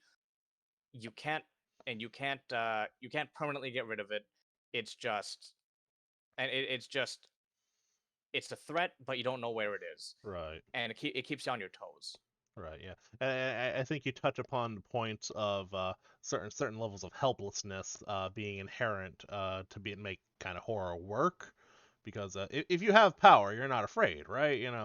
Like in a lot of games, let's just say Skyrim for example. Like some of those monsters, like the spiders especially, if at least for me, they're terrifying, but it's really less terrifying when you know you can light them on fire and they'll die. Full stop. Oh yeah, I mean I think I play a lot of horror games where you do still have a lot of power, like the Metro 2033 series games. It can it I do know a lot of people say that giving power to two people in those sorts of games can take away the scariness for a lot of you. But I think if it's done properly, it can add to it in the way that it limits your capability of defending yourself. Like you can destroy this creature, but are you going to? And are you going to be able to, like, are you are you going to be able to maintain this level of power that you have over the creature before it eventually gets the upper hand on you? Before you're able to leave its sphere of influence, like Mm, mm, in the Metro series, you if you play that game properly, you have the potential to never ever be actually menaced by any of the monsters that creep around in the metros of Moscow or anywhere else. But that's while you have bullets in your gun, and your bullets are always very limited in that Mm. game series. So it becomes a matter of, can you actually get to the point where your resources hold out to where your power over these monsters actually stays, and Right. then like and then when as you watch your bullets deplete, which you can't get back because there's no one to sell them to you and there's no one to scrounge them from, and you got to switch to a smaller and smaller weapons with less and less ammo, and the hordes of monsters just like don't stop. Mm. It's going to, you have to manage. It kind of becomes management between and over your resources, over your power Right. almost. And I think games that are able to give you a sense of managed power like that are really good at horror like that. Mm. Like, Mm. I'm saying more like Metro instead of a game like, say, Left 4 Dead, in a game which is a game where the hordes are endless, but your ammunition supply is also endless, and you Yeah. have cartoon physics on your side. This is So true. it's This is like true. Left 4 Dead has its moments, but it's not really a scary game unless you're playing by yourself, because the player just has so much power that in general anyway is not gonna run out. True. Yeah, so Left 4 Dead, and you're really never playing Left 4 Dead, quote, alone, because you always have, like, the other four characters there, right? So, like, Usually. yeah. If you want Left 4 Dead to become a horror game, I would play instead of playing single player mode, Left 4 Dead 2 has these things called mutations that that some people play the game don't know about. Which is they're mutations that, like, they're special game mode. They're like basically mods made by Valve, by the game developers. Hmm. Some of those mods make it so that you're the only person on your squad. Oh, At okay. that point, yeah, like it gets rid of the other three characters depending on who you and at that point, Left 4 Dead does become a horror game, Hmm. because then you have limited resources against an enemy that has infinite resources to throw at you, Right. and it becomes, at that point, Left 4 Dead does become a horror game. But when there's that many of you together, you all have infinite ammo pistols or melee weapons that you can swing forever. Then it's not. Yeah, But yeah, yeah. in that moment when you're alone, if you're ever alone in Left 4 Dead, like say all your partners died or something, and you hear that horde coming, then it becomes a good horror game. I think Hmm. that actually Hmm. highlights my point that I was saying earlier. Yeah, no, exactly. And that balance between, it's kind of the not delicacy, what's the word I'm looking for? The fragility of power, being a good kind of jumping off point for horror. And like, you're right in that it's not necessarily a bad thing to give the player the power in a horror game, as long as they have to work to keep it. Because then that becomes its own kind of like tension building exercise. Yes, exactly. Yeah. That's exactly what I'm going for. Yeah, so and that's a good point. See, like when I played In Sound Mind, I'm a little trigger happy, and that does not, like you said, if you play it right, you'll never be menaced by the monsters in reality. I did not play that game right. Because realistically, you could kill every monster with one shot, right? You just wait long enough, and they get close, and you just pop, and that's it. Game over for them. But my twitchy tail here, just like Pew pew. yeah, pew pew, and then I'm out of ammo. I'm like, well, damn it. I think the most spooked I got throughout that game though was not even like jump scares per se, but rather just like turn one way, there's nothing. Turn back, and you just turn back to the same point you looked, and then suddenly there's something there, and it's not doing anything. It's just standing there. Literally, in some cases, it was like a motionless mannequin that just was there. And actually, fun fact, the mannequins in that game were like the MVPs. Like at first they startled you, but then you're like, these mannequins are actually not that bad. They're nice guys. Because like you turn around and it startle you that they're there, but then you realize it's holding the key that you need to open the thing that you need to open. And you're like, oh, Oh. well, thank you. And then you take the key and you turn around and you open the thing, you turn back and it's just sitting there giving you a thumbs up. It's like, I thought you were going to be the bad guy, but you're actually a nice dude. Like, I think it was Orhe was the name of the mannequin. because I love it when monsters turn out to be helpful. yeah, it was very unexpected for me, and I think that was one of my favorite parts. And it's unfortunate that was so early in the game because like I feel like the latter half of Insound Mine kind of let me down a little bit. Because it didn't have the same kind of moments that the earlier half did. And I can't really put my paw on it as to why, but it's definitely something to do with mannequins, I'm sure. I would have to see it for myself to make that judgment, and to Yeah, make that judgment as to why that would be. yeah, it's hard to explain. It's just maybe it's because I was stuck in a supermarket the first time, or like I touched on earlier, the parts where you realize you can kind of cheese some of the mechanics. Um, Mm, Because like when you start in that game, you're like, oh no, the monster, what am I gonna do? Then they're after you, but then you realize, well, all I need to do is turn this way, and suddenly they're scared off from me. And at that yeah. point, it loses some of its.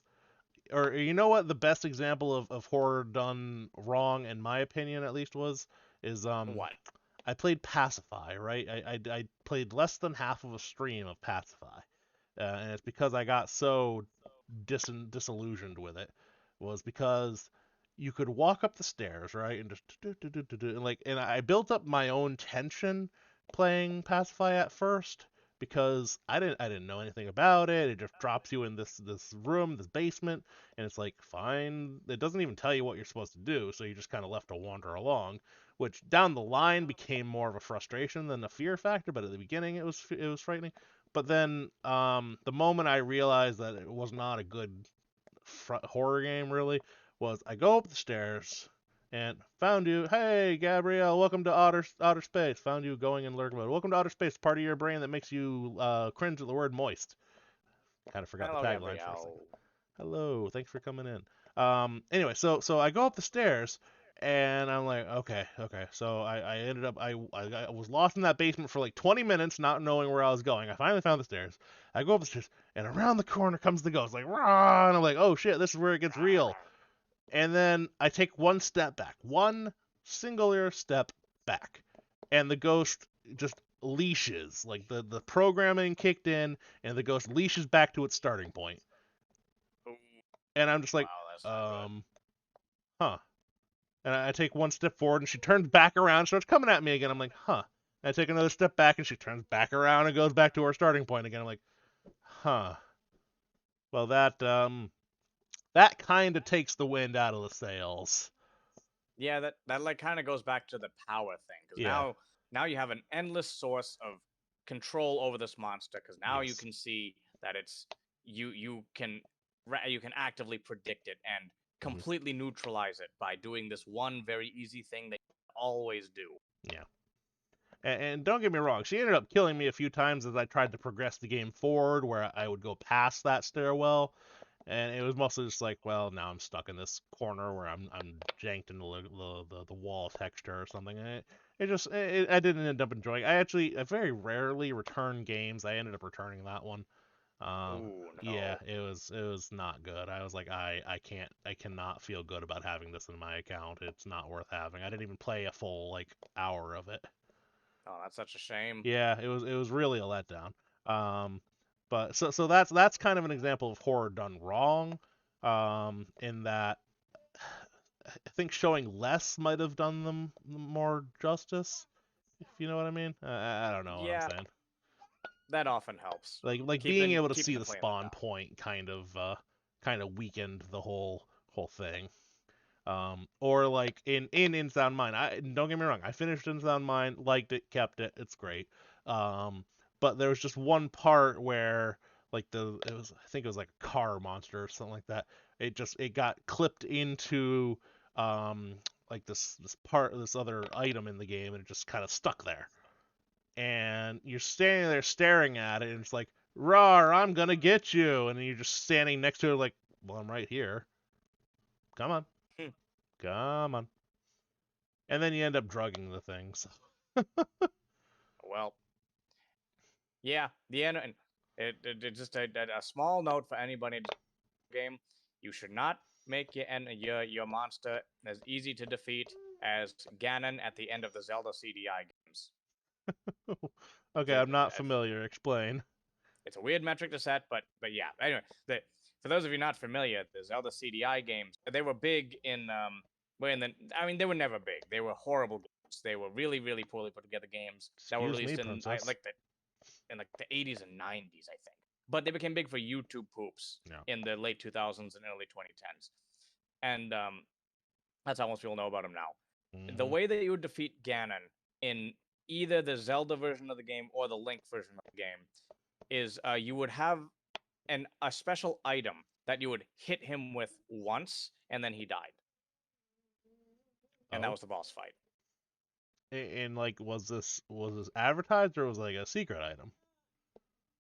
It was no, it's like the item that you're supposed to get Uh, as like the MacGuffin of the game. right. Like the Wand of Gamelon, which is one of the CDI games and the Zelda games, and immediately when you enter the room, within 5 seconds of facing off with Ganon, you hit him with a single bolt from the Wand of Gamelon, and a cutscene starts that ends the game.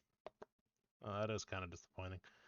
And I think that kind of plays back into it's like when I was a kid, I had a Game Shark. I mean, right? Everybody had a Game Shark at some point, right?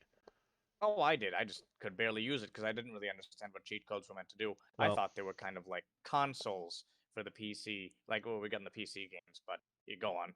well, my point being is like I look back on that and I'm like, why did I ever do that? And I realized that the whole point of the game was to be like challenged to some degree, and cheating kind of took that out, and that's why to this day I don't really understand like the one hit kill items like you're saying. It's like that's not entertainment. That's not a challenge. That's not why you would play games, right?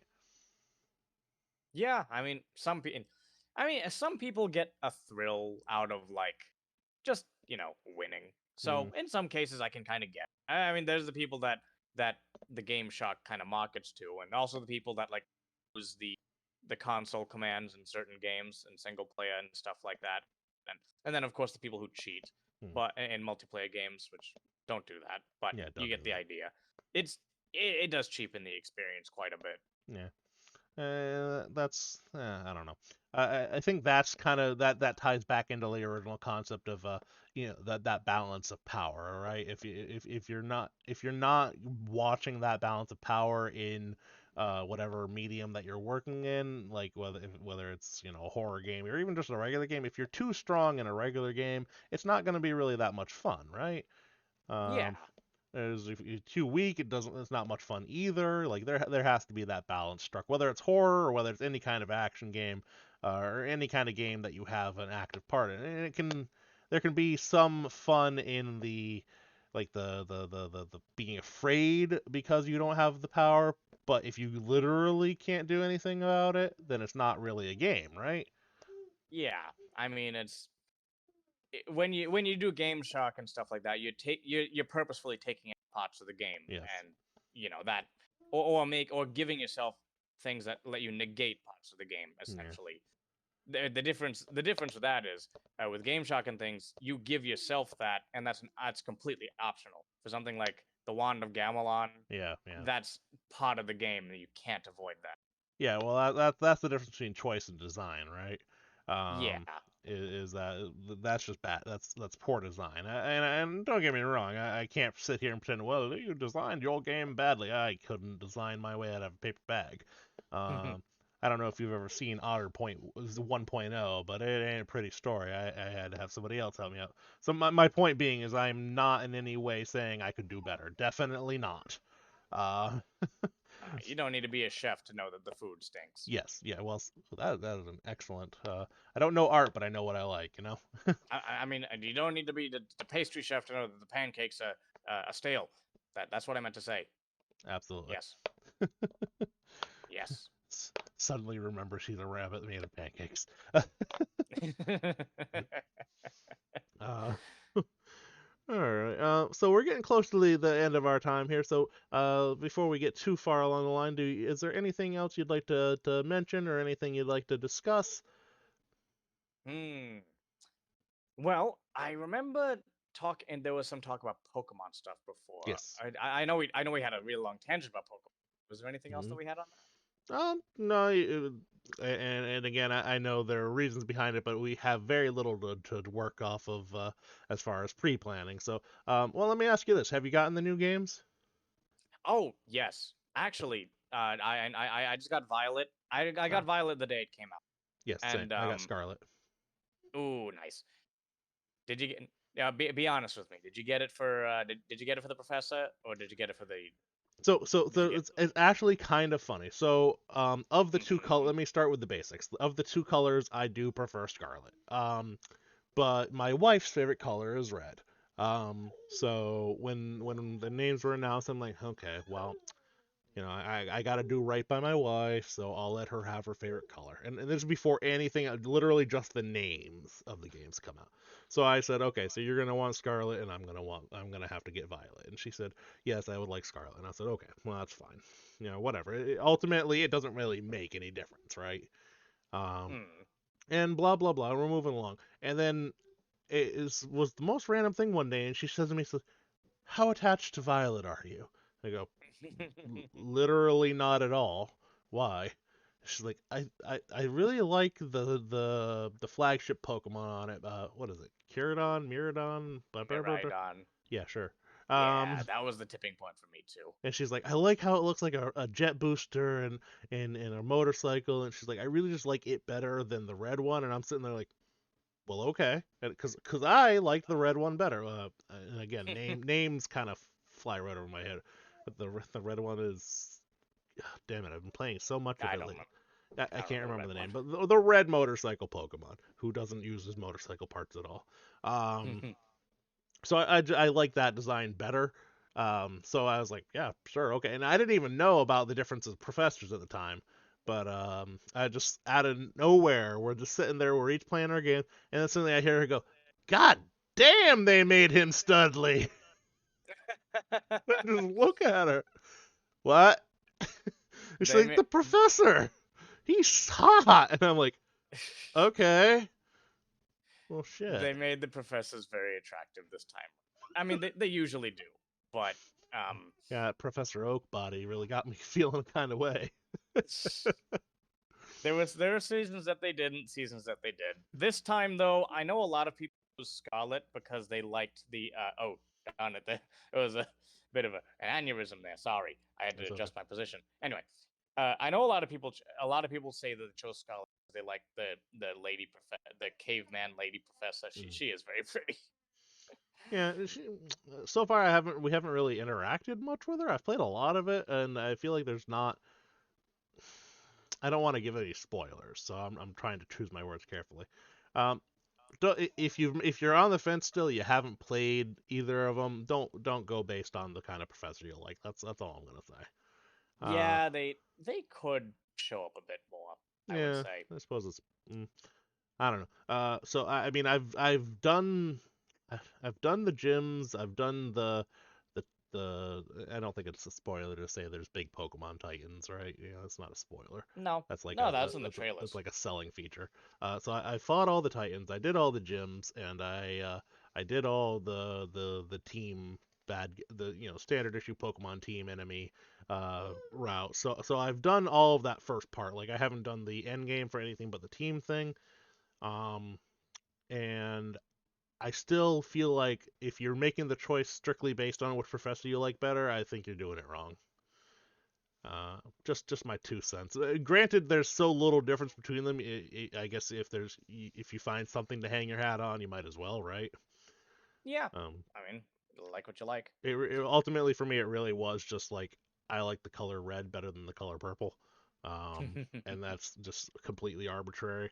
I literally don't even know what the differences of which Pokemon are in it exist yet. Like I don't feel like I'm missing anything, but I don't know. I I don't think it's even all been written down yet what Pokemon Hmm. appear and what one of them and the other. I will say though, I wholeheartedly I promote Paldean Wooper and its evolution.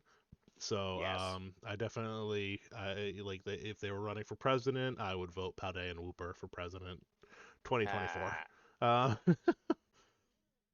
so you want to see some real mudslinging, put a dirt type Pokemon in the the office. For me, Scarlet and Violet was just it is both one of the best made Pokemon games that's ever been made, and is also subsequently one of the worst. And I don't think it's I don't think it, and too many people would disagree with me saying that. It's like, the performance issues aside, they I will always appreciate Gen 5 and forward, because Pokemon decided that they from Gen 5 onward they were going to start and every session every generation they've experimented a little bit more and a little bit more. Except Generation 6, where they took a couple steps backward and started appealing to the Gen 1 fans again. I was like, after Gen 5, I was like, guys, really? But anyway, the I'm sorry. So my Otter brain be small. Gen 6. What colors? X and Y, Oh, okay. the France one. And I liked X and Y, just for the record. Oh no, yeah, I liked it too. This is I just a lot of the themes that they did in X and Y around of Gen 6 in general, not the games themselves. After Gen 5, and then the transition to 3D in Gen 6. During Gen 6, they tried to hook back in a lot of the original Pokemon fans who left the series. And because that was like Gen 6 was the early 2010s. This was around like 2013. And this was 2013 was about the time that Pokemon had just become mainstream. Like, this was the time when it became acceptable to go out in public and say, "Hey, I like Pokemon," and people wouldn't like look at you sideways for it. Like, before, I feel like like 2013 was the first year you could go out and say that. And but to get to that point, they had a lot of pandering to the first generation of Pokemon, which I didn't like, because they pandered to the first generation of Pokemon a lot in the first 4 to 5 generations. In fact, Gen 5 was the first one that didn't really do that much. But like like for example, in the anime of Gen 6, I know nobody watches the anime, but still, in the anime version of X and Y, the X and Y theme song, it wasn't a no song anymore. First, great, thanks. Well, that shows your intent here, and like, it featured more heavily some You're like cutting in and out of here a little bit, buddy. Charizard and stuff. Now what? You're cutting in and out a little bit. Oh, I was cutting in and out. Yeah. I see your rabbit mouth going, but no words were coming out. Oh, I was also stuttering. Ah. But yeah, so anyway, no, I was on Scarlet and Violet. It was on the experimenting thing. Yes. They did a lot. They did more experimenting than they ever did with this game. But they also took a couple steps back with a couple things. Like, for one thing, everybody knows about the performance issues. They are not exaggerating. The game runs at like 10 FPS at the best of times, and like, the pop-in is worse than any other like open world game out there. Like, if this were anybody else, if this was, say, Digimon or like whoever that made this game, people would be ripping it apart. But because it's Pokemon and they know that you're gonna buy it, like, they let some strings loose. Like, Game Freak, they're very innovative as a company, but they also know that they can be very lazy and people are still gonna buy, and they're absolutely right. Yeah, and that's true. they cut corners with a lot of their designs. Like, one of the main things I found out is that apparently Pokemon Scarlet and Violet, in most open world games, like, say, Fallout or Skyrim or whatever, or Witcher, it renders one area at a time based on where you are. Like, it renders only the area around you, and like, it starts slowly loading the areas like further out where you're. Pokemon Scarlet and Violet apparently tries to load all the things at once, and that just makes the thing terrible. Then there's also, like, going away from the performance thing, which everybody is on about already. The animations are incredibly. I'm sorry, they're incredibly lazy. It's like, my mom was sitting behind me, who had bought me my first Pokemon game when I was very tiny. I'll leave her to baby Bonnie, and when she saw me do a Pokemon fight, and she was like, "That's it." In 20 years, that's all that's changed, is just they made it 3D, but the animation is still exactly the same. That it still stands still and little energy balls come out of them. Like, they could do so much more with the resources that they have, but they just don't. And I think that's a shame, because there's always, every time I play a Pokemon game, every time, PMD or mainstream Pokemon games or whatever, I'm always thinking to myself, this could always be a little bit better. It's good, but it could always be a little. The only times when I didn't think that was the games that was made by third parties and had like very little Game Freak control. Like the Pokemon Coliseum series Mhm. and Pokemon like Gale of Darkness, those were made by third parties, Huh. and they have very complete games. Every Pokemon has their own unique animation. They have very well written stories, well designed characters, and like the settings are more fleshed out in general. It could be possible the Game Freak aren't given the time need to create stuff. That is true. That is also possibly true. But at the same time, this is also one of the like I that's also excuse. Like Hmm. there's some things that they should focus on that they don't in that case. Like a regional gimmick. You really don't need that. I'd rather Yeah, just have the characters be. I will say terrestrialization isn't terrible. Um, and Dreamer, you're completely right. A lot of it is that they're gonna get crunched to get the product out. Oh yeah. And I don't think that Bunny's trying to give developers any kind of flack over trying to meet the demand, blah blah blah. But I do see what you're saying is that like you don't always need to reinvent the wheel.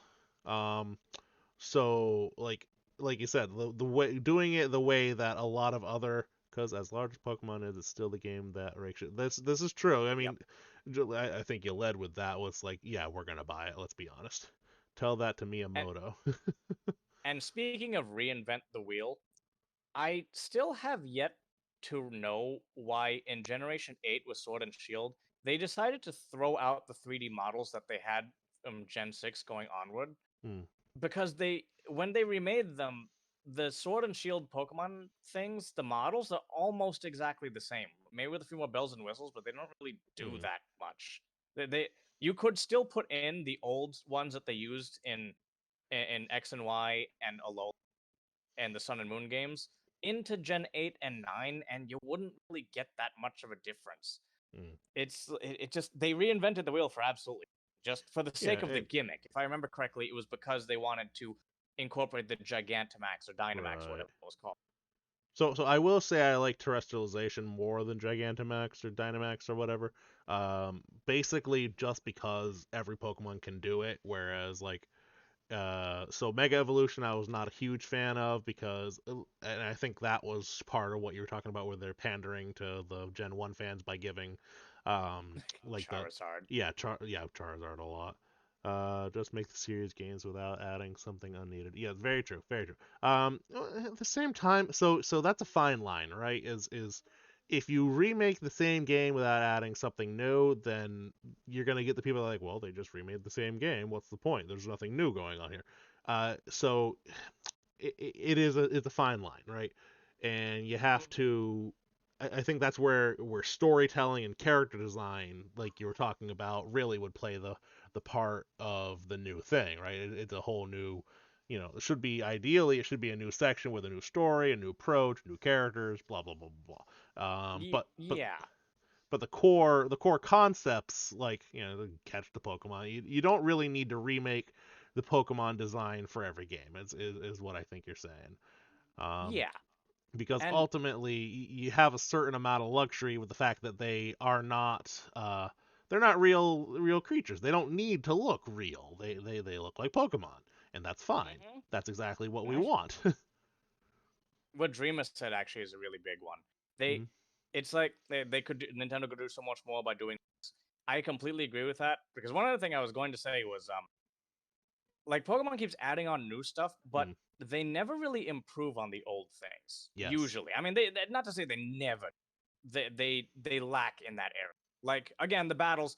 Not necessarily saying that you need to change the battles, but you do need to fix them a little bit. And then like okay, this is an odd one, but they need to stop taking things out of the Pokemon games. Mm. Like Pokemon and me petting your Pokemon. Why did you get rid of that? Oh yeah. No. Why? Yeah. Th- That I actually did really like Pokemon to me. Um. yes. I was like, why would you ever get rid of something like that? And then I found out they got rid of that in Gen 8 and now in Gen 9 too. I was like, why? Like It's the like only slightly there in Scarlet and Violet, but not really. yeah, kind of. But Slightly. I would like to be able to like reach out and pet my Girafarig and just pet him.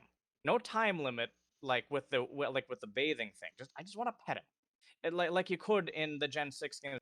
Honestly, I think it all my ideal Pokemon game. Screw all the stuff you have in the mainstream. Mm. Make a game that's basically just Pokemon and me but expanded. Make Nintendogs but for Pokemon. Like that would be my perfect game. Don't take that stuff out. Maybe that's just me, but that would be my perfect Do we Pokemon need to make game. curry or sandwiches? Yeah, no, the curry. So, I was okay with the curry thing. The sandwiches, I'm kind of let down, and it's not because I keep screwing up the damn sandwiches. It has never been harder to make sandwiches. I mean, and I think my wife said it best. She's sitting there playing, and then suddenly, out of nowhere, I hear her yell from the other side of the hall, other side of the living room. If I wanted to do this shit, I would be a Subway employee. I know. It's like yeah, Sun and Moon actually had really good games. And it's like the thing with Sun and Moon's little extra things too. Actually, Sun and Moon partly because there was stuff you could do outside of combat with your Pokemon. Like you could get a little drink with them, and they had animations for it. And you had the mini games with them in Pokemon Refresh or Ami, and those were fun. You were just playing with your Pokemon like they were pets because they are your pets. Yeah, You're not definitely just more connected to them that way. you felt more connected to them, yes. And I mean, well, one thing that Sun Moon got wrong and got bad was they apparently had animations built for every single Pokemon walking, but they didn't implement them. Which why? But the thing was that they let you interact with the Pokemon in ways that was outside of battling, and like that was a huge improvement on the way that you could interact with your Pokemon. That I think could have just been kept. You could just keep refining that and refining that and refining that. But kind of like the fashion system, they were just like, nope, out of here. Almost like they're trying to like wean you off it to the point where like you think in Gen 10 they're gonna completely get rid of fashion, completely get rid of anything resembling petting in Pokemon. Yeah, I gotta It's say, like my biggest gripe right now. I actually knock on wood. I haven't had a lot of those frame rate issues for some reason. I've just been lucky, I guess. knock, My knock. Yeah, exactly, knock knock.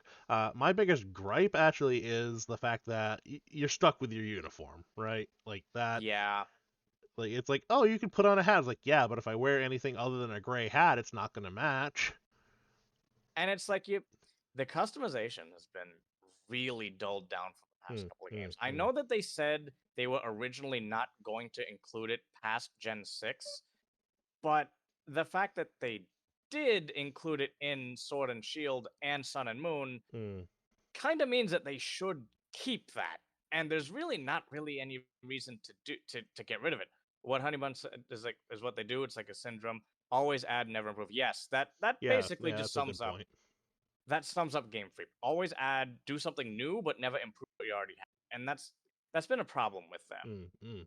It's kind of like, and this may be a problem of like the industry in general, and not to always bring things back to World of Warcraft, but it's very similar in that the gimmicks that they add in and then take out. It doesn't feel like an improvement. It feels like something. And so it's not just Nintendo. It's also Blizzard. Like the ideas to add in these ideas that are could be something if they worked on the core elements, but they just add things on that is just gonna fall off afterwards.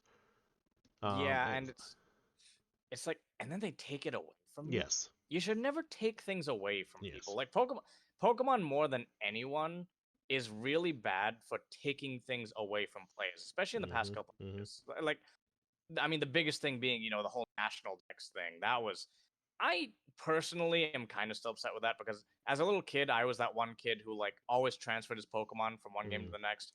I kept that one Raichu. I had one Raichu that I kept with me from Fire Red all the way up until like Gen 4, Gen 5. That I had him with me for years and they took him away from me. your baby. Well, I guess Raichu specifically is safe because Raichu is part of Pikachu's thing, so and Pikachu's never gonna go away. So, but still, Yeah. like other Pokemon. Can I just take a second to say OG Raichu supremacy? I prefer the OG Raichu over Pikachu or over a Alolan Raichu any day of the week. I like all three of them, Yeah, but I can understand Raichu had the original Raichu had such a great design and is the most famous like underappreciated Pokemon. Although I recently found out, and I don't know if this is true, but if it is, I'm sad about it. But you ever hear of the Gorachu story? I have not. So supposedly, and I don't know if this was ever confirmed, but it's a rumor that floats around on the internet, like so many bits of data do. So take it as you will. But supposedly Pikachu originally had a third form, and it was Pikachu, Raichu, Gorachu, and supposedly Gorachu was a fire electric type.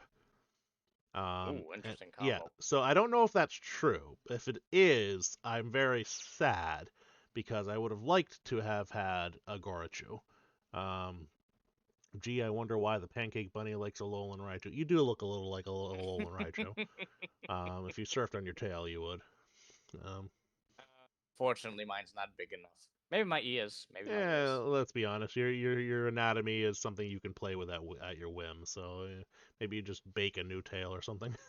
I mean, yeah, but it wouldn't look good in a bunny body. Yeah, it's true.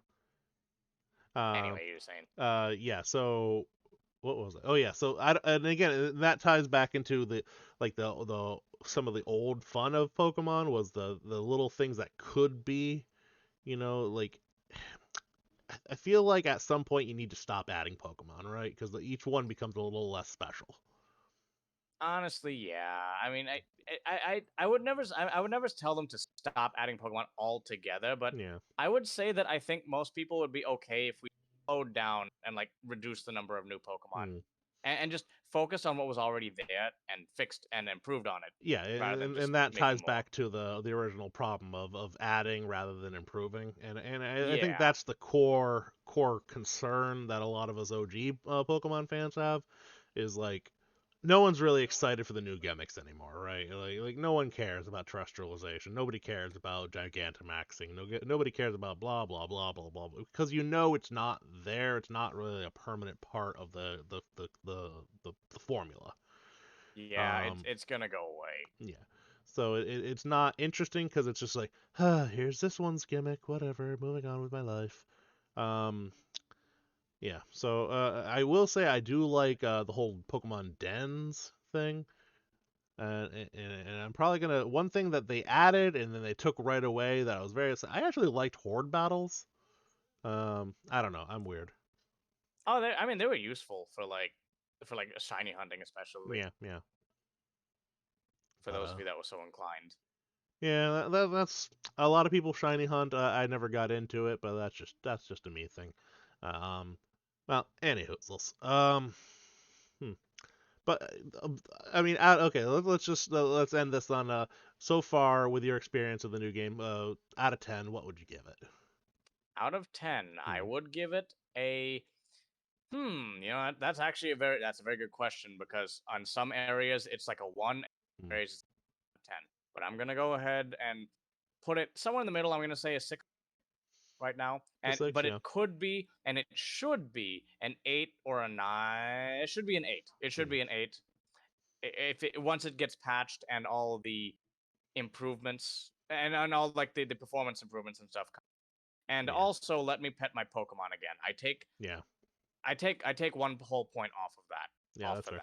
that. And Stop taking things away. to be Stop taking fair, things away. Don't do that. they could still add something. Like, didn't Sword and Shield start out with like you couldn't have your Pokemon walking with you, but by the end you could?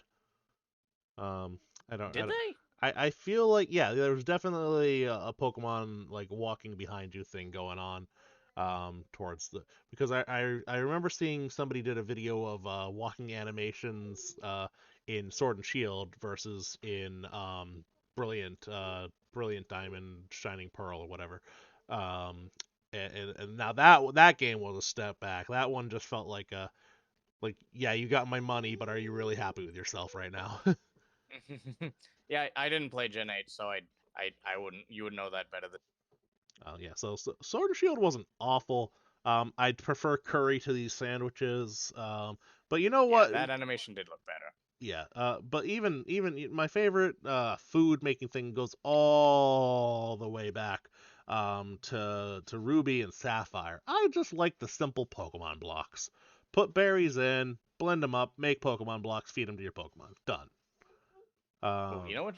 I like the Gen 5 one. Actually cook in a pot. your stuff. It wasn't overcomplicated or difficult. There was some timing needed, but it was I thought it was fun. 5. Was that Diamond and Pearl? No. The one after that, at Black and White. I don't remember the cooking in the pot thing from Black and White. I played Black and White. Huh. It wasn't a big part of the game. It was like Yeah, that's fair. it was for the it was exclusively for like the you know, the contests. And the Oh, okay. contests have always been like a side thing. Right. Speaking of the weird, like, little side things, you know what I really liked in Extra Y was the soccer games. Oh yeah. Where you, like, kick the those were balls fun. at the balloons or whatever. I like that a lot. I don't know. That struck me as a yes, Bean. Yes, Bean. All right, my manager, aka my daughter, has informed me that I am going over my time. So any parting words for our audience, HoneyBun Hyval? Eat and always eat breakfast, and always get some good exercise, drink water, Okay. and keep tuned in for Mossflower Total War. All right, very good.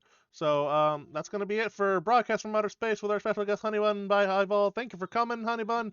And down the line maybe we'll have you on again. And we'll actually have a plan next time. That sound good? I think I would enjoy that very much. All right, folks. So until next time, thank you for tuning in. This has been Broadcast from Outer Space. Hope you have had a good time. Thanks for coming. And until next time, remember to always stay odd out loud. It's a lot more fun that way. Cheers. We're going to go ahead and try and find somebody to raid now, because that's another thing that YouTube does not let me do is raid. And oh, yes. So let's see. Who's streaming that I can raid? Let me bring this up a little bit bigger. What is going on here? Who all is raiding? Raid channel. Let's see here. Who do we got? It's loading on a different screen. What is going on here? Hello? Why is it not letting me? What is going on? There we go. Let's see. Let's see. Well, we were just talking about Pokemon, so why don't we go ahead and raid Sickly Snake, who's playing Pokemon Scarlet and Violet. Sound good? Why not? Why not? Let's go drop in on him. So we're talking some Pokemon. Let's go see some. Why not? Yeah, let's do it. All right, HoneyBun, thank you so much, and thank you for everybody that's hanging out. And let's go drop in on Sickly Snake in 3, 2, 1, and go. Good night, everybody. Good night.